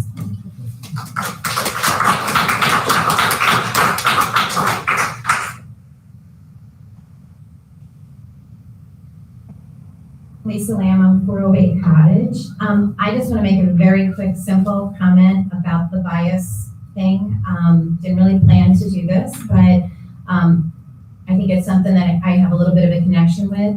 I think you gotta be real careful when making that decision, if that's the way we're gonna go, and if we can't push it the other way so that we can take care of it in our schools and in our district, with children with special needs, or just children with ADHD or impulsivity issues.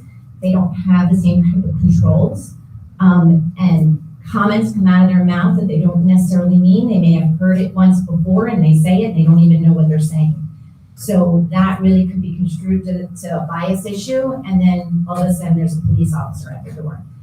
I think as kids get older, you would have to hope that they start to learn that that's an issue they're dealing with, but especially little kids, especially elementary kids, I just think dealing with that in a different way is much better than to bring in police officers.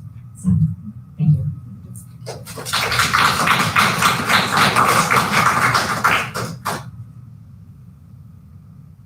Okay, any other agenda comments before we move on? Okay. All right, so, first items and thank you all for making comments. Really, it's great. I do appreciate it, especially, it really makes you think, and it was interesting to hear, all the different perspectives, so thank you.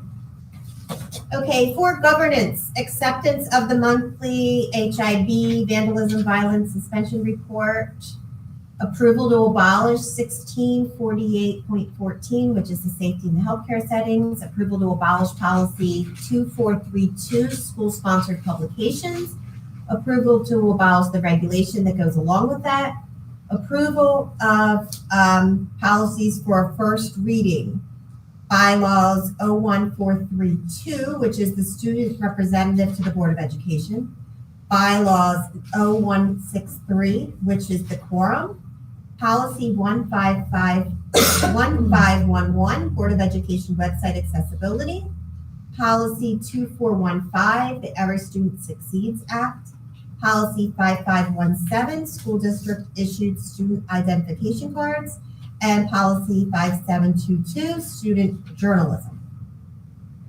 Policy approval for second reading,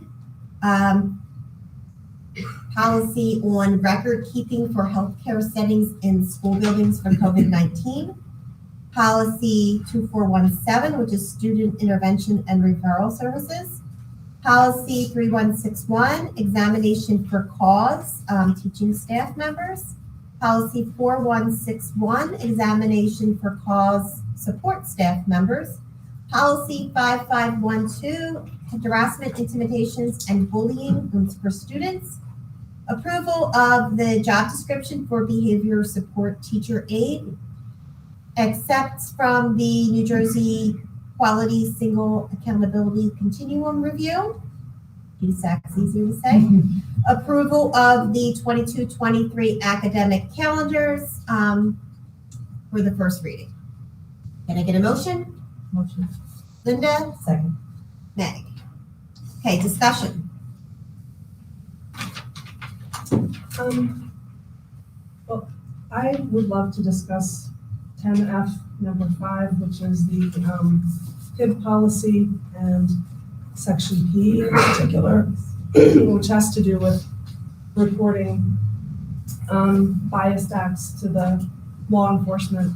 I'm not comfortable voting yes on this tonight, and I'd love to postpone it if the board was in agreement until we either discuss it further in policy committee or with others, or also just find out additional options. We have already gone through this so that everybody knows.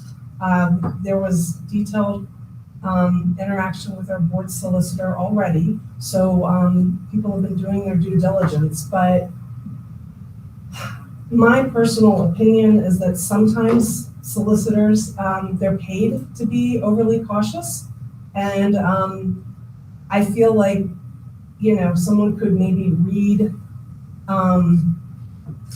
the statute and interpret it slightly differently. So, it could just be a question of us as a board figuring out where we're comfortable standing. Do we need to make a motion to table it? We can. I don't know if you guys want to discuss. Okay. You want to discuss postponing it first, but that's what I would like to do, is just So I will tell you that I also was going to make a motion to postpone, but for different reasons. I very much would like to hear what the process is going to be. What is the chief going to do with this? What does the reporting process look like? Is it a student number or is it a name? I think that I personally can't vote on it until I know that. But I really spent a lot of time thinking about this. And I think that everybody probably feels very similarly about what it's asking us to do. But we as a board are not voting on the statute. We're not voting on the substance of the statute. We're voting on whether we're going to accept what New Jersey tells us we should do. And we weren't sure that New Jersey said that is this really what we're going to do. We pay a solicitor who their job is to protect the school district. So as a board member, as a parent, I feel very, very differently, but I think as a board, it's our job to protect the school district. So we're not voting on the substance of the statute. We're voting on whether or not we should be protecting the school. So that's one part of it, but then the other part is I don't feel comfortable until I understand what it is that is going to be done. So two different thoughts, but I do think that we should postpone as well. And given that the memorandum of agreement with the police is up shortly, we should be getting the new version. That I'm sure will have more detail as well. As I said, I'm meeting with the chief to talk about this very topic. So if we were to postpone this acting on this policy, we could gather more. I will have more information. I should let Kevin. I will have more information. I just have to point out something in the statute, because I do think a lot of it is open to interpretation. As far as Esme and our solicitor are as conservative as, they want to protect the district, which I totally get. But the statute actually says it's an act directed at a person, group of persons, private property or public property that is motivated in whole or in part by race, gender, disability, so the protected classes. So I guess that becomes the issue when we have cases in the district where we determined that there was no intent to harm. If they are not motivated to harm someone because of a protected class, then are those separate from the reporting requirement? Right, There's like just, there are the comment things that are about- a little. Yeah, I'm sorry, I didn't cut you off. And there's just one other thing from, I've now read this memorandum of agreement, like start to finish. There are some inconsistencies in the one that's on the books, but when they're talking about as of now, you don't have to, you have discretion. Correct.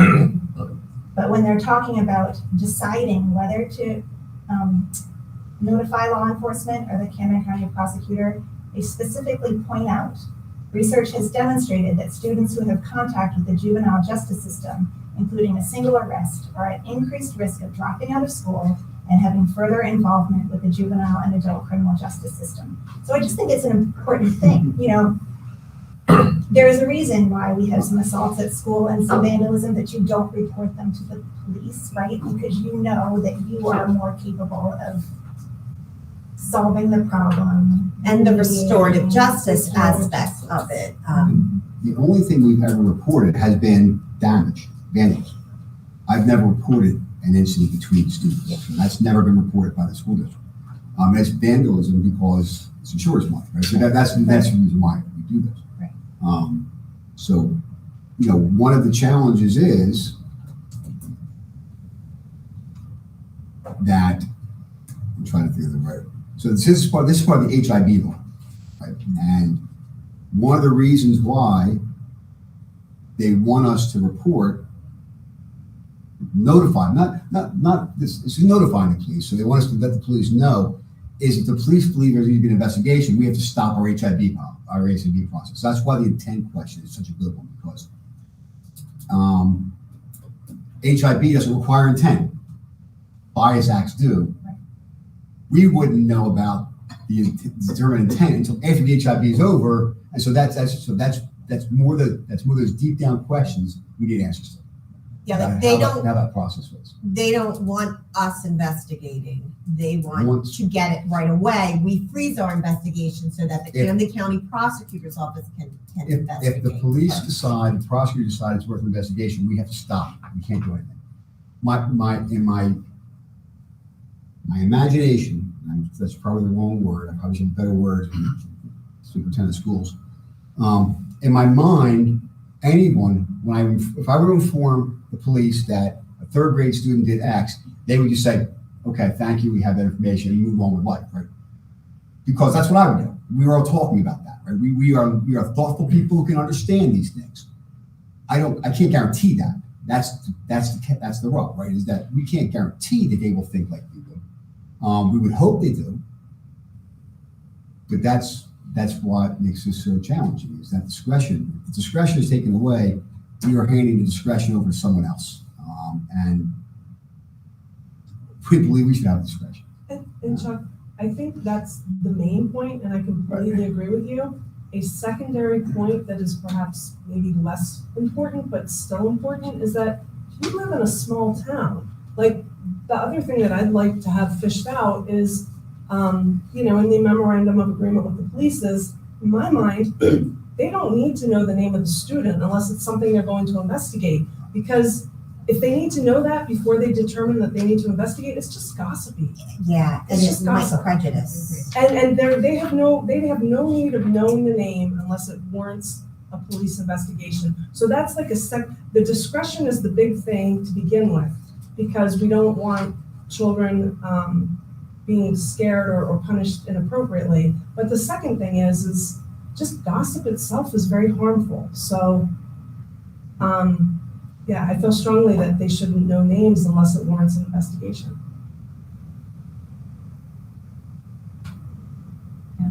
Sounds like we have lots of questions and things that require more time and more thoughtful consideration. And with Chuck about to have his conversation with Chief Cutler coming up soon, Yeah, and I sounds think, like we should delay. and I think also that it's not just the board being protected. There are a lot of members of the community that are also very concerned about this, and it's their children that that are subject to this. And so,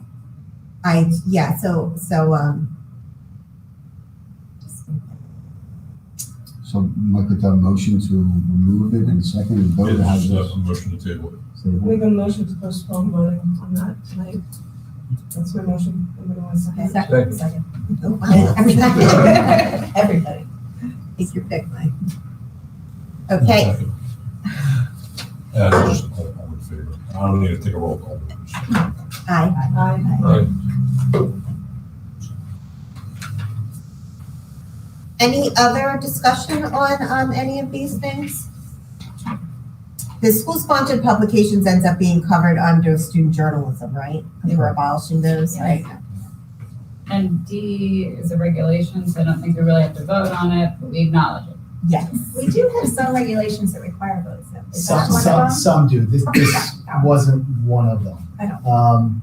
And my initial thinking when we put this together was, I was thinking this was an abolishment, but we're gonna get this right next month. So the continued tweak we're gonna make when it comes to regulations, it's gonna be listed under item C, items for board information.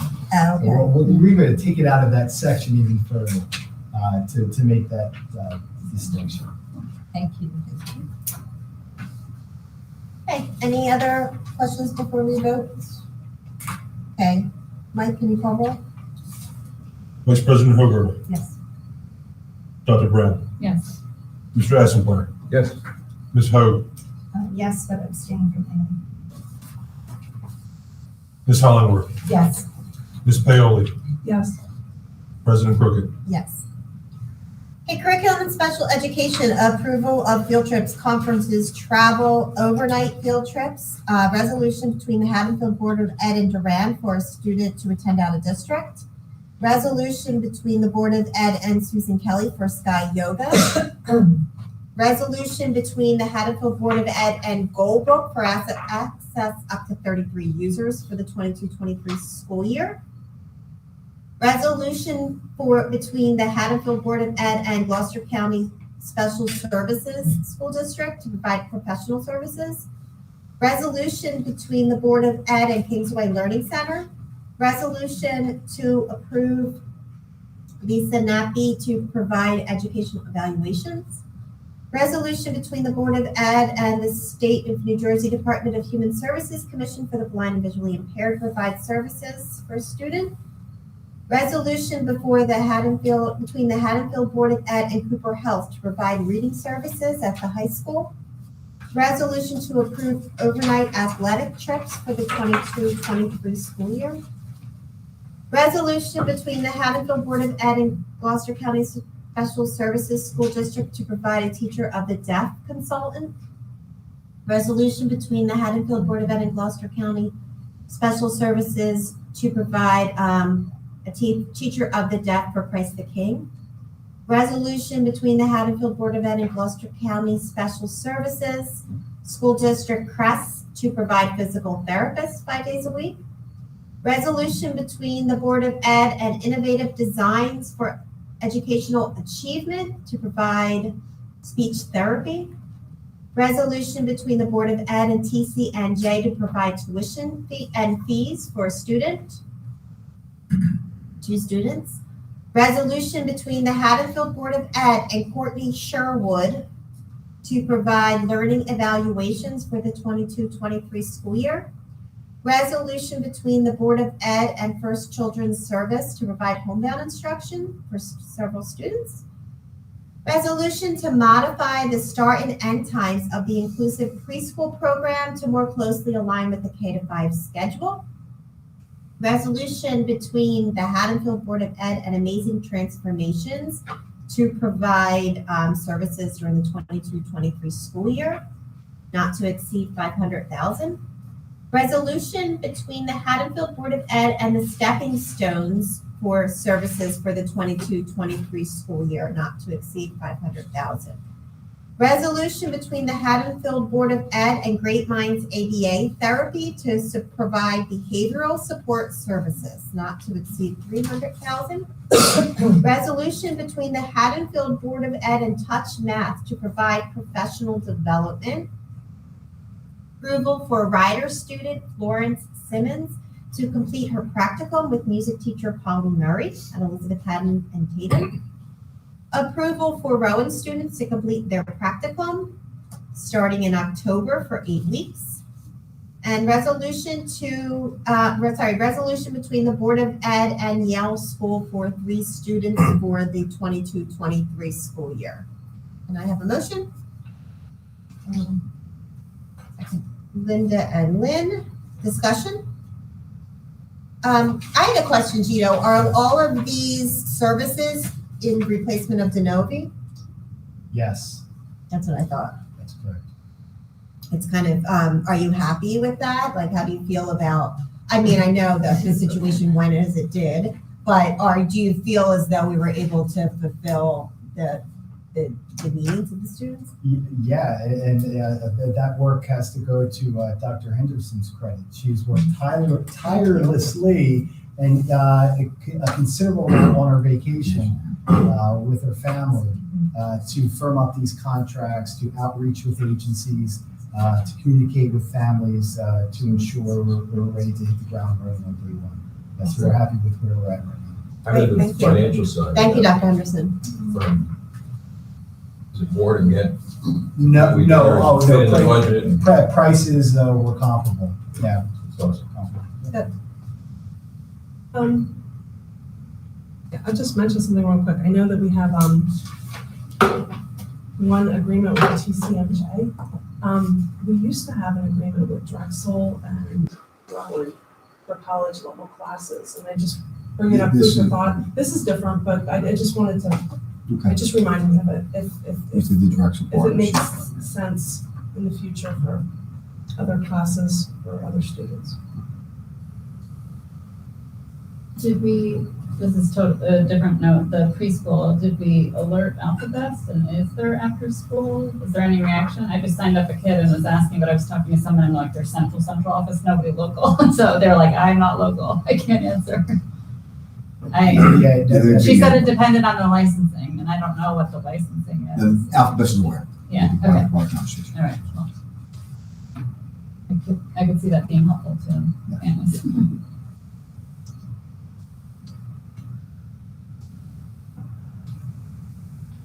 I've heard good things about some of these, like amazing transformations and stepping stones and all. So I was happy to see them on here because I've heard about them. I've heard good things. So that's good.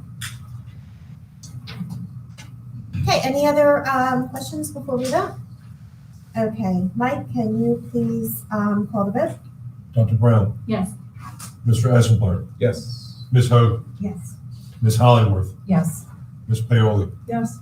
Vice President Hogartle. Yes. President Crooked.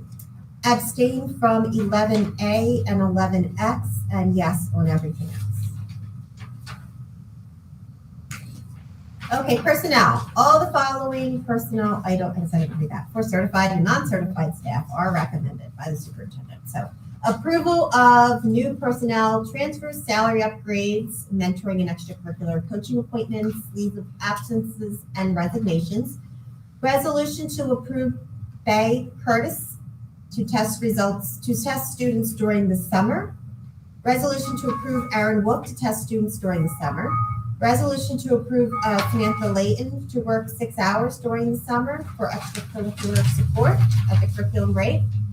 Resolution for Geraldine Kelly, BCBA, to work the month of August to provide support, including child study team meetings. Resolution for Stacy Brown Downham and Sophia Nelson to attend peer training on August 9th. Resolution to approve the updated 2022 summer curriculum development hours list that was previously approved in the January 23rd meeting. Resolution to approve Diana, I'm just going to say Diane, what is it? Gemelody, to provide 7 hours of compensatory reading services. Resolution to approve Dr. Woodoff as educational consultant. Resolution to approve several staff members for safety care training. Resolution to approve the change of some staff members from EAs to behavioral support aides as agreed upon by the HEA rate. And resolution to compensate the following teachers for teaching a 6-period class according to their collective bargaining agreement. Can I have a motion? Motion to approve. Meg and then Linda. Any discussion? I think you want to add something. Something a little later that we didn't get a chance to put on the agenda, but you want to add something under employment. We have a BCBA, Geraldine Kelly. She's a district-wide BCBA, looking to hire her effective. She's E, on E. Now, this is her normal employment. That was just summertime. Oh, Yeah. Okay. So, for again, a district-wide BCBA assignment effective September 1st, and hiring her at Master Step 7, which is $63,353. Okay, can I have a motion to add, we have to make a motion to add that, right? Motion to add Geraldine's full-time year, okay, Greg and Heather. Also, in the front row, we have our new Dean of Students at the high school. Greg Iding is here. He's on to the welcome, Greg. I don't think I see him. That's it, so welcome, Greg. Welcome. Can I ask a question? Sorry.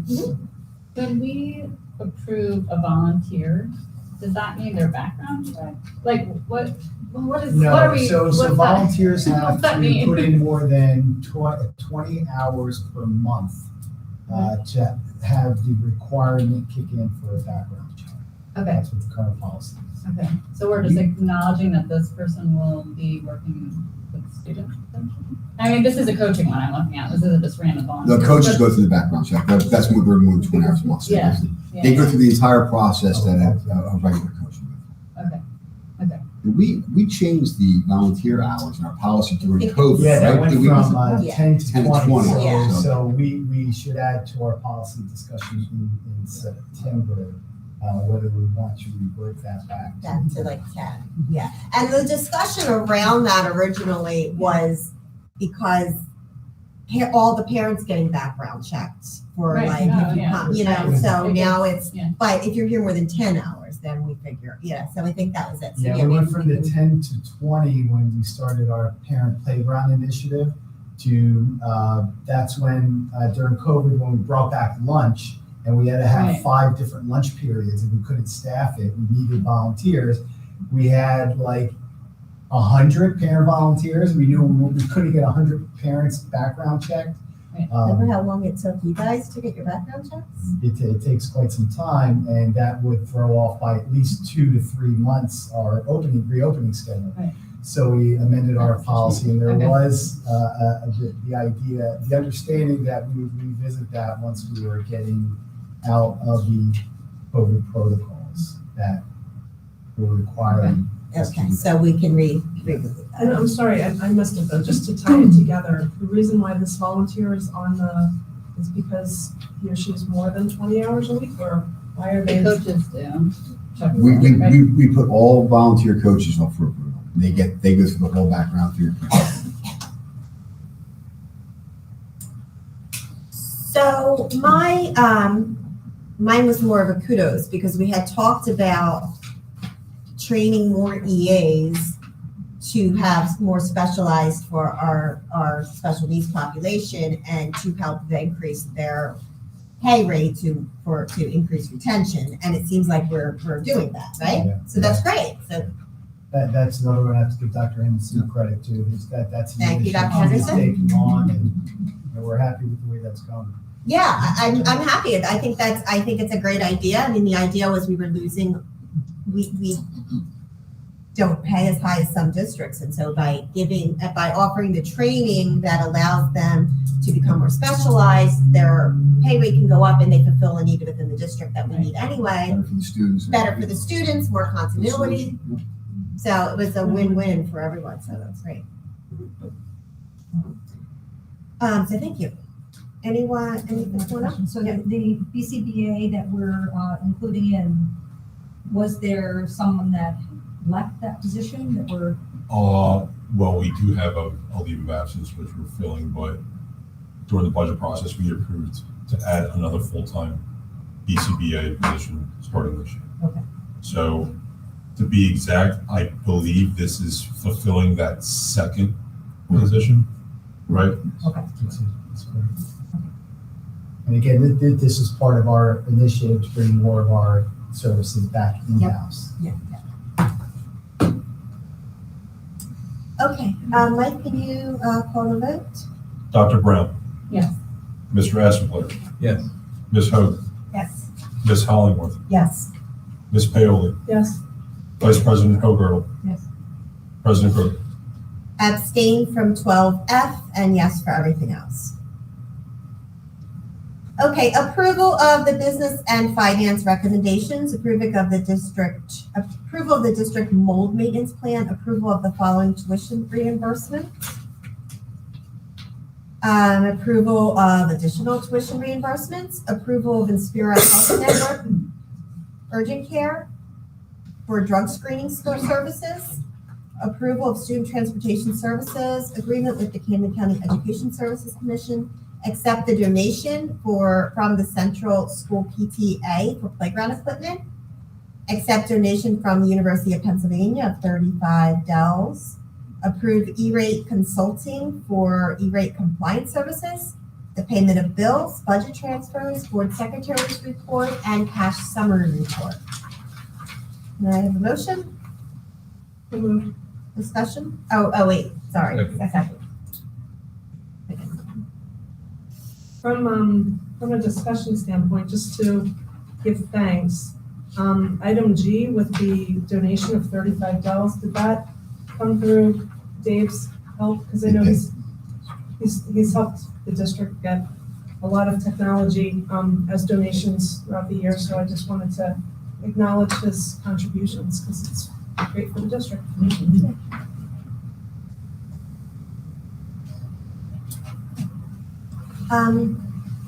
Anyone else? I had something I wanted to say.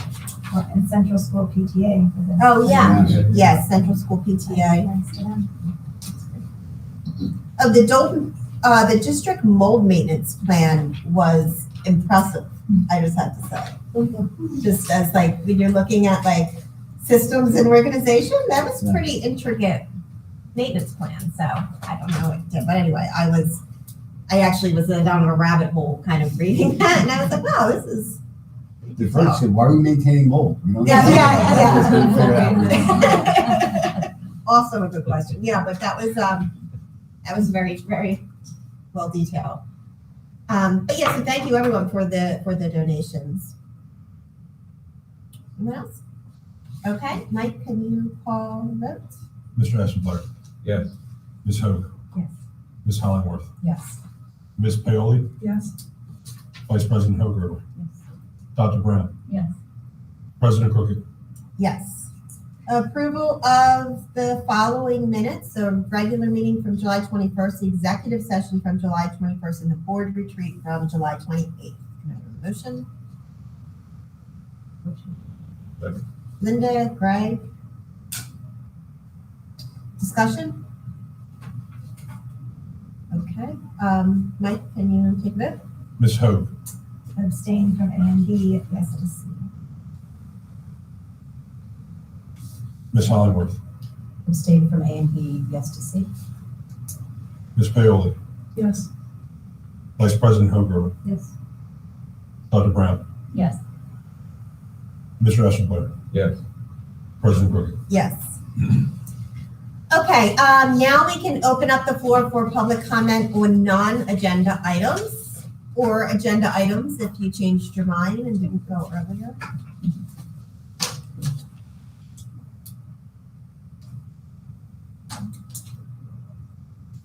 Hi, y'all. I was gonna say, y'all hung in there for the whole. No,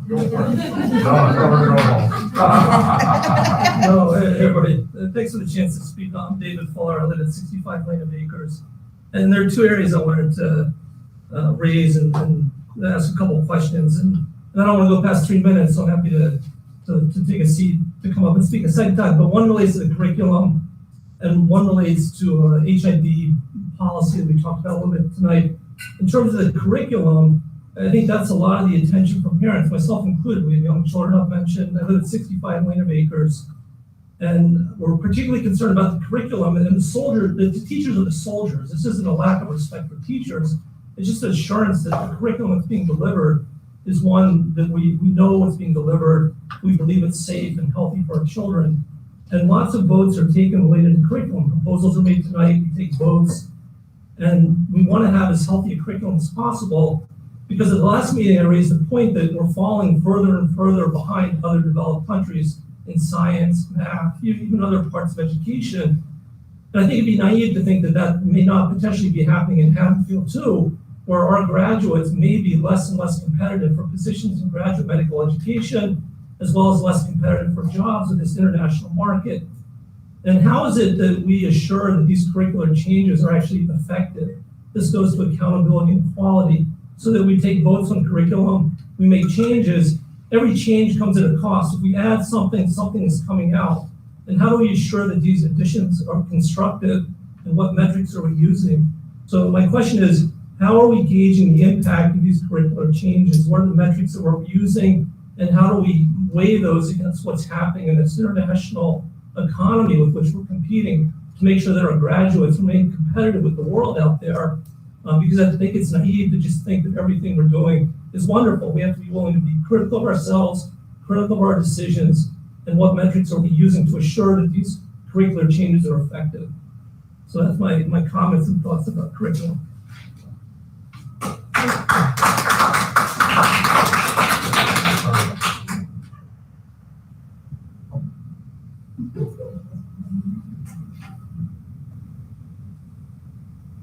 Anyone else? Thank you.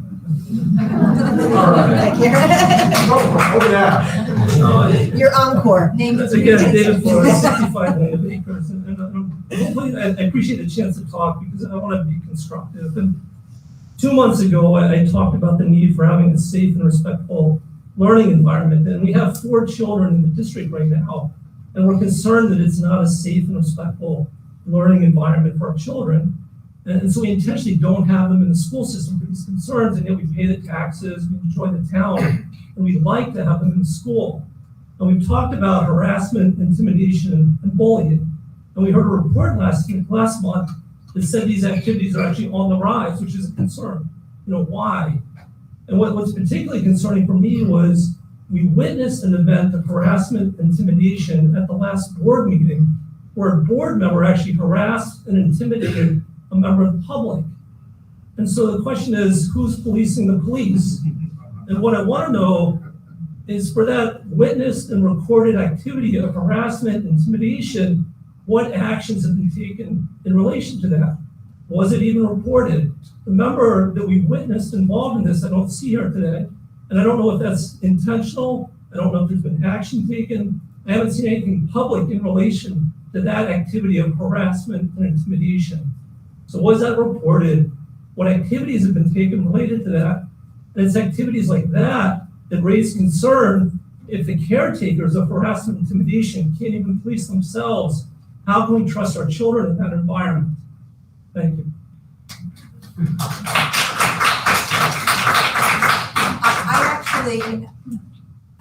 We don't question and answer, but because we are talking about the way that the board functions, you were not at the following meeting, but I think that it is important for all of the community to know.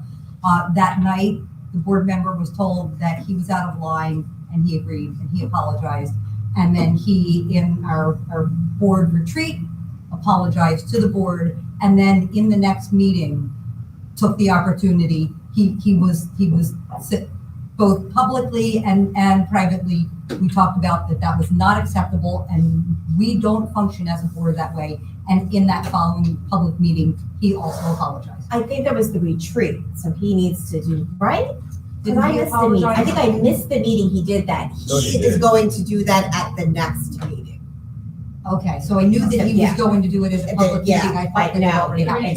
So he has agreed to We do just it skipped at a a month public. because we only Okay. had one meeting this month. So next meeting, he'll make a public apology. And we do not condone that kind of behavior at all. And we appreciate your comments, and we appreciate people coming up and being respectful and talking and having, like, the one thing that we are all here for is the children, right? I mean, we're all here for good reasons, regardless of where we stand on particular issues. We all want the best interest of our children.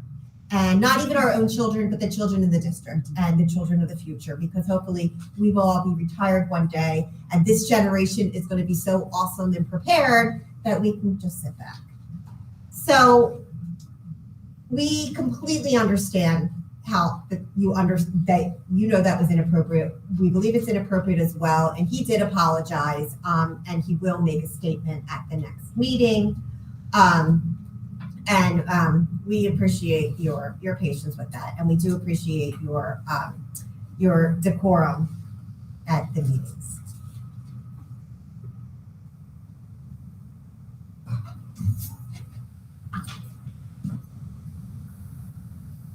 Hi again, sorry to beat a dead horse, but I previously asked a question that the gentleman has asked is who's going to police the police, and the new revelations, or new to me, kind of proves my point. If an adult member of the board gets to apologize, why are we calling the cops on kids? Right? It's weird to expect my 6-year-old to be here and an adult board member to be here. That's kind of weird. And then I believe, I'm bad with names, but I believe you asked a question that he answered in terms of H1B. He made a comment about HIV requires 10, right?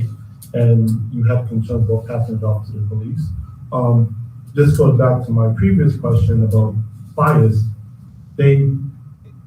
if you want to think that that law was made with malice intent, that's a very clever way, because again, the example that was made, if a third grader says, oh, that's gay, let's assume for this example, that it was said, so I'll just continue that example. If the third grader does not understand sex yet, so they don't know heterosexual sex or other, they just know that gay is the same, but they don't know it's related to sex. How are we gonna impose bias on a third grader? They don't know what it is. It's kind of putting the cart before the horse. It's saying, you know, HIV requires intent, and we're going to impose intent on people arbitrarily, and we don't have a rule brick to say, you know, what is bias, what isn't. To me, it's kind of weird, especially what was just said. Again, why are we policing kids and adults getting off with slap on this? To me, I'm not saying anything to the board member, but again, I'm a first grader coming to this town. Last thing I want is cops knocking on my door and saying, hey, your son did this. And I'm gonna see a gun in his hip and I'm gonna be like, oh, it's gonna be weird. So again, I would appreciate, I think the town would appreciate if we had some concrete rules that we could logically follow in terms of how we define bias, how we impose an intent, and then, you know, associations and assumptions. Why are we saying that this child had that intent out of all other intent? So again, sorry to beat the dead horse, but to me, I don't like loosely vague arguments that can be easily weaponized, especially when it's weaponized against kids and not adults and rape them. So thank you.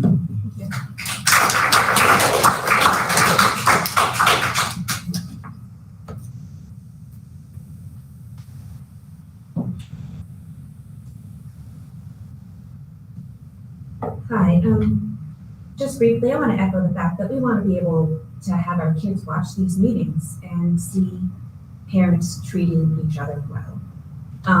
And we want them to be able to take sort of instruction by what we're doing and learn from our examples.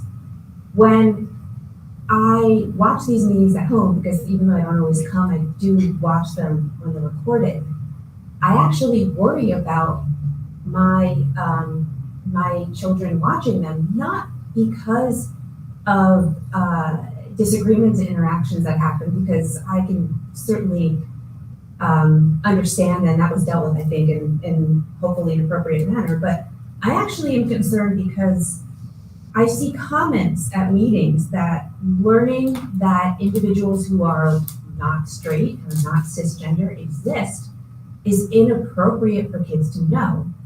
Meanwhile, there's no real concern that learning that Heather has a mommy and a daddy would be inappropriate. So it's very clearly targeted at certain types of either attraction or love or families.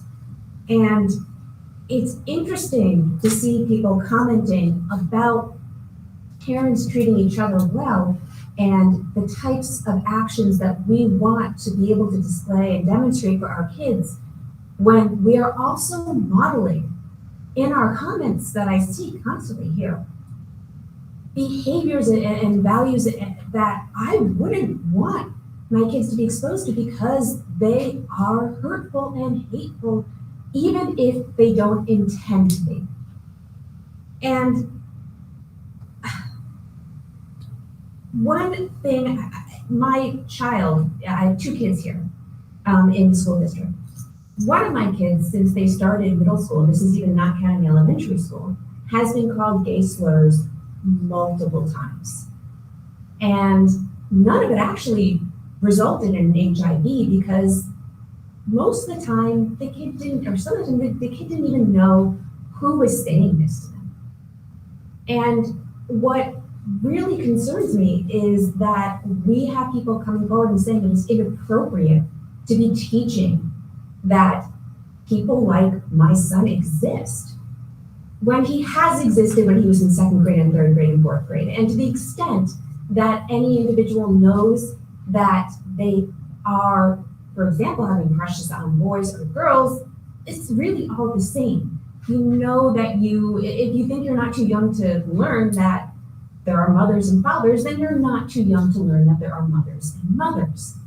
And it concerns me to hear such selective concern and performative kindness about what we do as a community and what we teach our kids. Thank you.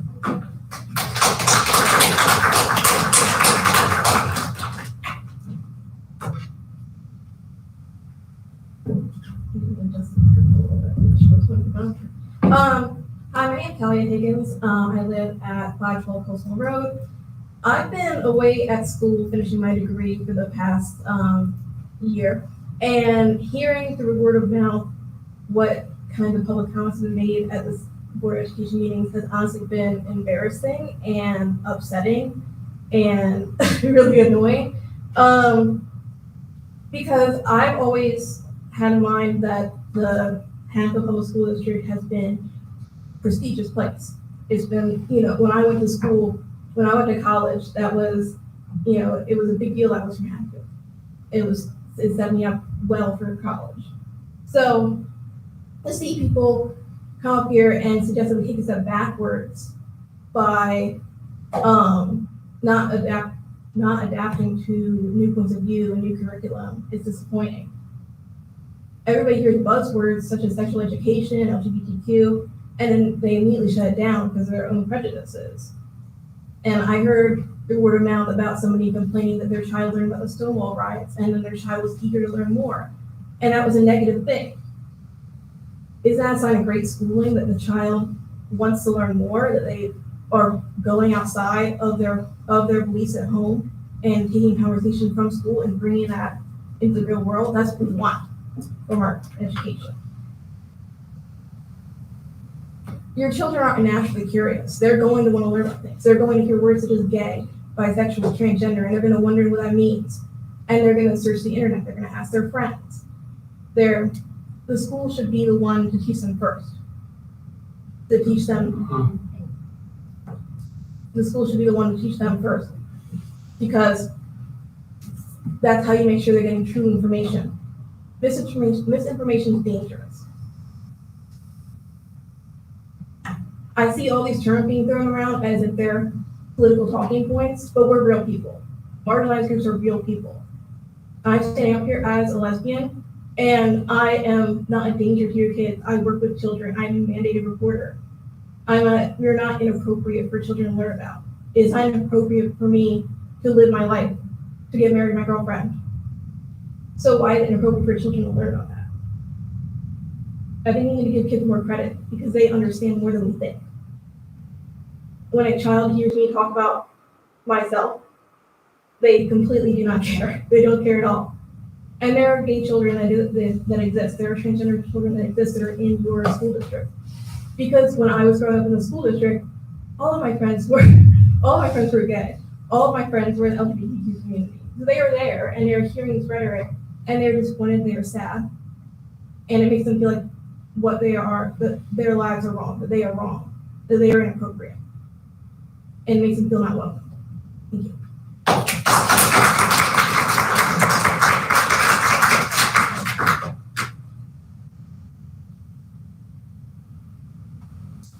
I'm trying to get emotional. Stacy Brown Down. I'm a teacher in this district. I've been a teacher in this district for over 50 years, and I'm going to be a parent of an incoming 9th grader. And I have been the teacher advisor for the Gender Sexuality Alliance for 15 years. I'm very proud of our former student. We're standing up and asserting her right to exist. And I want to connect us all, that we are all here because we love our kids, and that educators, we are here for our students.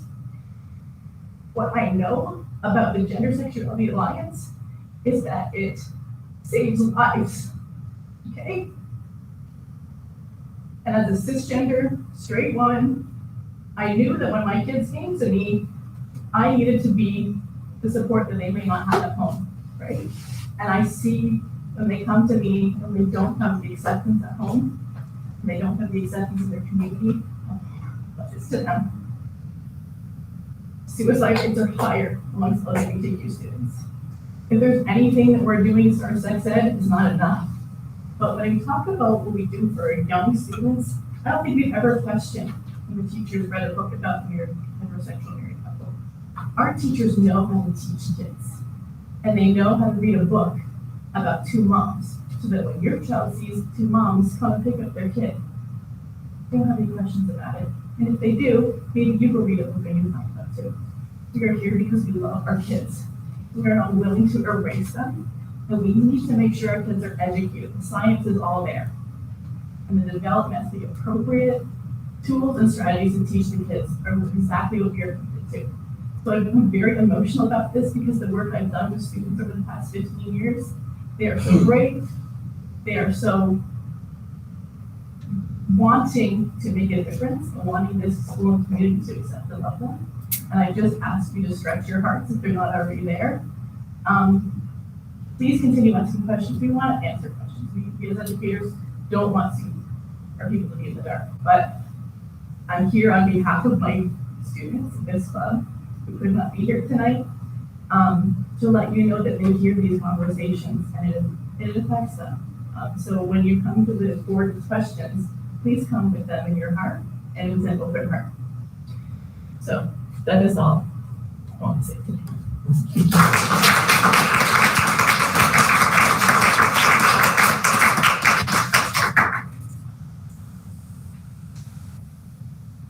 Walter Weidenbach from Center Street. Again, I hadn't intended to say anything tonight. But I have to tell you something about stretching my heart. Nobody in this room has any idea how stretched my heart already is and how I sympathize and empathize with anybody and everybody that I talk to. I know a little bit, have an idea of how sympathetic and empathetic I am. But when somebody asks me, somebody who doesn't know me asks me to please open my heart, my only reply is, oh, why are you saying that to me? Now, you don't know anything about how open my heart is, or even what kind of a heart I have. But I want to go back to, so I'm just saying, that's all unnecessary talk. It's out of place to be talking to me. I'm gonna repeat something I heard Jordan Peterson say one time, which is a great rule. I wish I'd learned it 40 years ago. Maybe I've quoted it before. Do not talk to people who do not want to hear what you have to say. I try to do that, and I hope there's somebody in this room who does want to hear what I have to say. But I want to say one thing to people who are making such a plea of how important it is for certain topics to be taught in school. We're talking about controversial topics. And the reason they're controversial is because the parents of some of these children do not want their children to hear that kind of talk.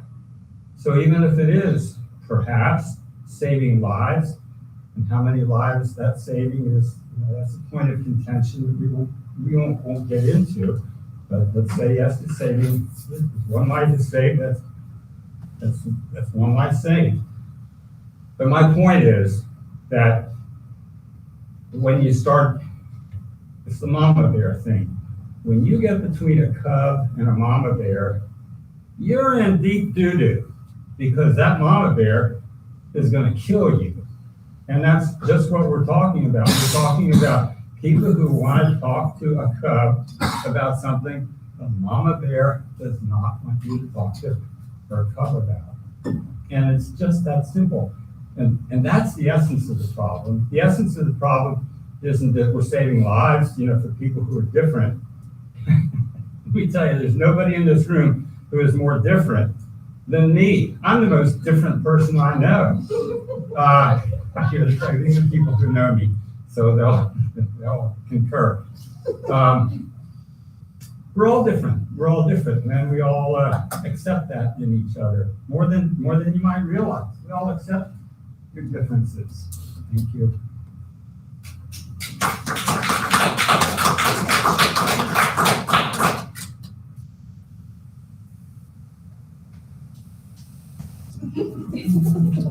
You're going to become a regular, I think. Oh, I'm talking about a little bit more.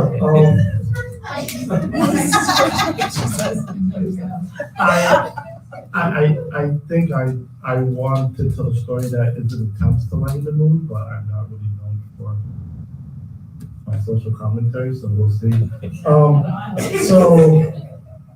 My son was in Mount Laurel School District. He's 6 now. At the time he was 4, he was in daycare. And I was driving on the highway, I almost crashed the car because he asked me a question. He said, "Who's Martin Luther King?" He said something along the Martin Luther King was a great man, and he started telling me what he learned in school about Martin Luther King.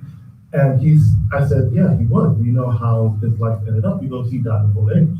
I was on the highway, the turnpike, I almost crashed the car. Because to me, it's like, A, why are you telling my son about race before I talk to my son about race? And B, if you're going to talk to my son about race, you should probably tell him the proper story. So again, I was in shock. I really was, and I was crashing the car. So when I got to the destination, I went on YouTube and I had to give him a real life introduction to race. The problem being, my son is of mixed race. His mom is lighter than me. So the first question she started to ask was about his mom's side of the family. He goes, "Oh, if they did this mom came for X, Y, and Z, does that mean mommy's bad, grandma's bad, everyone's bad, blah, blah, blah?" And I said, "No, doesn't mean that. That was just those times." And he got, he paused, he got really sad and depressed, and he was like, "So are you meaning to tell me," in 4-year-old talk, "that they killed him because of the color of his skin?" And I said, "Yes." And then I had a long conversation with his mom about, please don't let the daycare teach him about race before, people in his family talk to him about race. Because depending on what group you're in, we might want to keep them away from the harsh reality of life before they're ready, especially a 4-year-old, because every now and then he said, "Daddy, you know what, Mommy and Grandma are really good white people." I'm like, "Yeah, they are." And again, in my defense, I didn't start this, but I'm not going to be the black dad with the black boy who said Martin Luther King died of old age. That's going to be where the family events. So I say that to say there's a lot of reasons why parents, have their disagreements with kids learning things at certain age before they actually have the ability to tell them. Long story short, I'm half Palestinian. I grew up in an Afrocentric family. I can talk about race for days, and these are things that I feel my son will be ready by the time he gets freshman year of high school, just because it's about his nature. I fully intend to show him what happened on slave ships, how in Africa they used to cut on people's arms if they didn't meet the requirements in the fields, everything. I don't think a little kid should learn that. Just like my son, again, I don't even want him to learn about heterosexual sex. I don't think he should learn, especially him. He's going to be tall. He's like, yeah, at 6. I don't think he should learn about sex until he's probably 21. Say he's and that goes for any aspect of sex, right? I don't care about what type of sexual activity. I do not think my son should learn about that. And the problem with me is I love science. So if we talk about something, we're going to go look at all the sources, the good, the bad, the other. So I think most parents' pushback is not that a particular activity of sex is being talked about. I think their disagreement in large is sex at all, because I wouldn't want my first grader or second grader or fifth grader learning about heterosexual sex. But yeah, that to me, that's not a thing. And he's curious, so I'm pretty sure he would want to try it for himself. And then another thing, I would like to caution people on the talk about, the state and the government knows best, because, history is littered with countries who thought they knew best, and bad things happen on every continent. So me conceding power to an authority is not going to happen, especially in this country. Just look at what happened with the Mayflower and everything. So yeah, I just say that to say there might be other reasons why people are uncomfortable that might fit outside of your school of thought, and there's nothing wrong with that. We should have these conversations, we should have these dialogues, but we should also be careful what we tell people, because now I have a 6-year-old who was scared to come to Haddonfield because I think last time I checked it was 2% white, and he goes, "I'm not going to fit in." I had to tell him about race because someone jumped the gun and told him something about race. So, context is everything.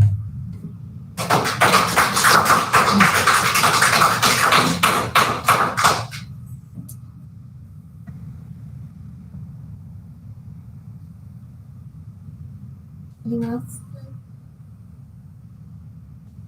Okay, so moving on, seeing no more comments, we'll go to, thank you again all for speaking. Items for future consideration by the board. Anyone? I got one real quick, just, and it's come up, I thought about it recently, just with all the athletics starting again. And just seeing the sports, 3-hour practices, 6 days a week.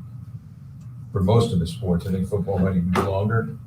I think with the health of the kids these days, I don't think it's physically healthy to be putting that much time in on an athletic field. I think it needs to be just reviewed to make sure it's not going to cause excess injuries, which I think we've potentially seen an increase over the past several years. Just I'll look into that for you.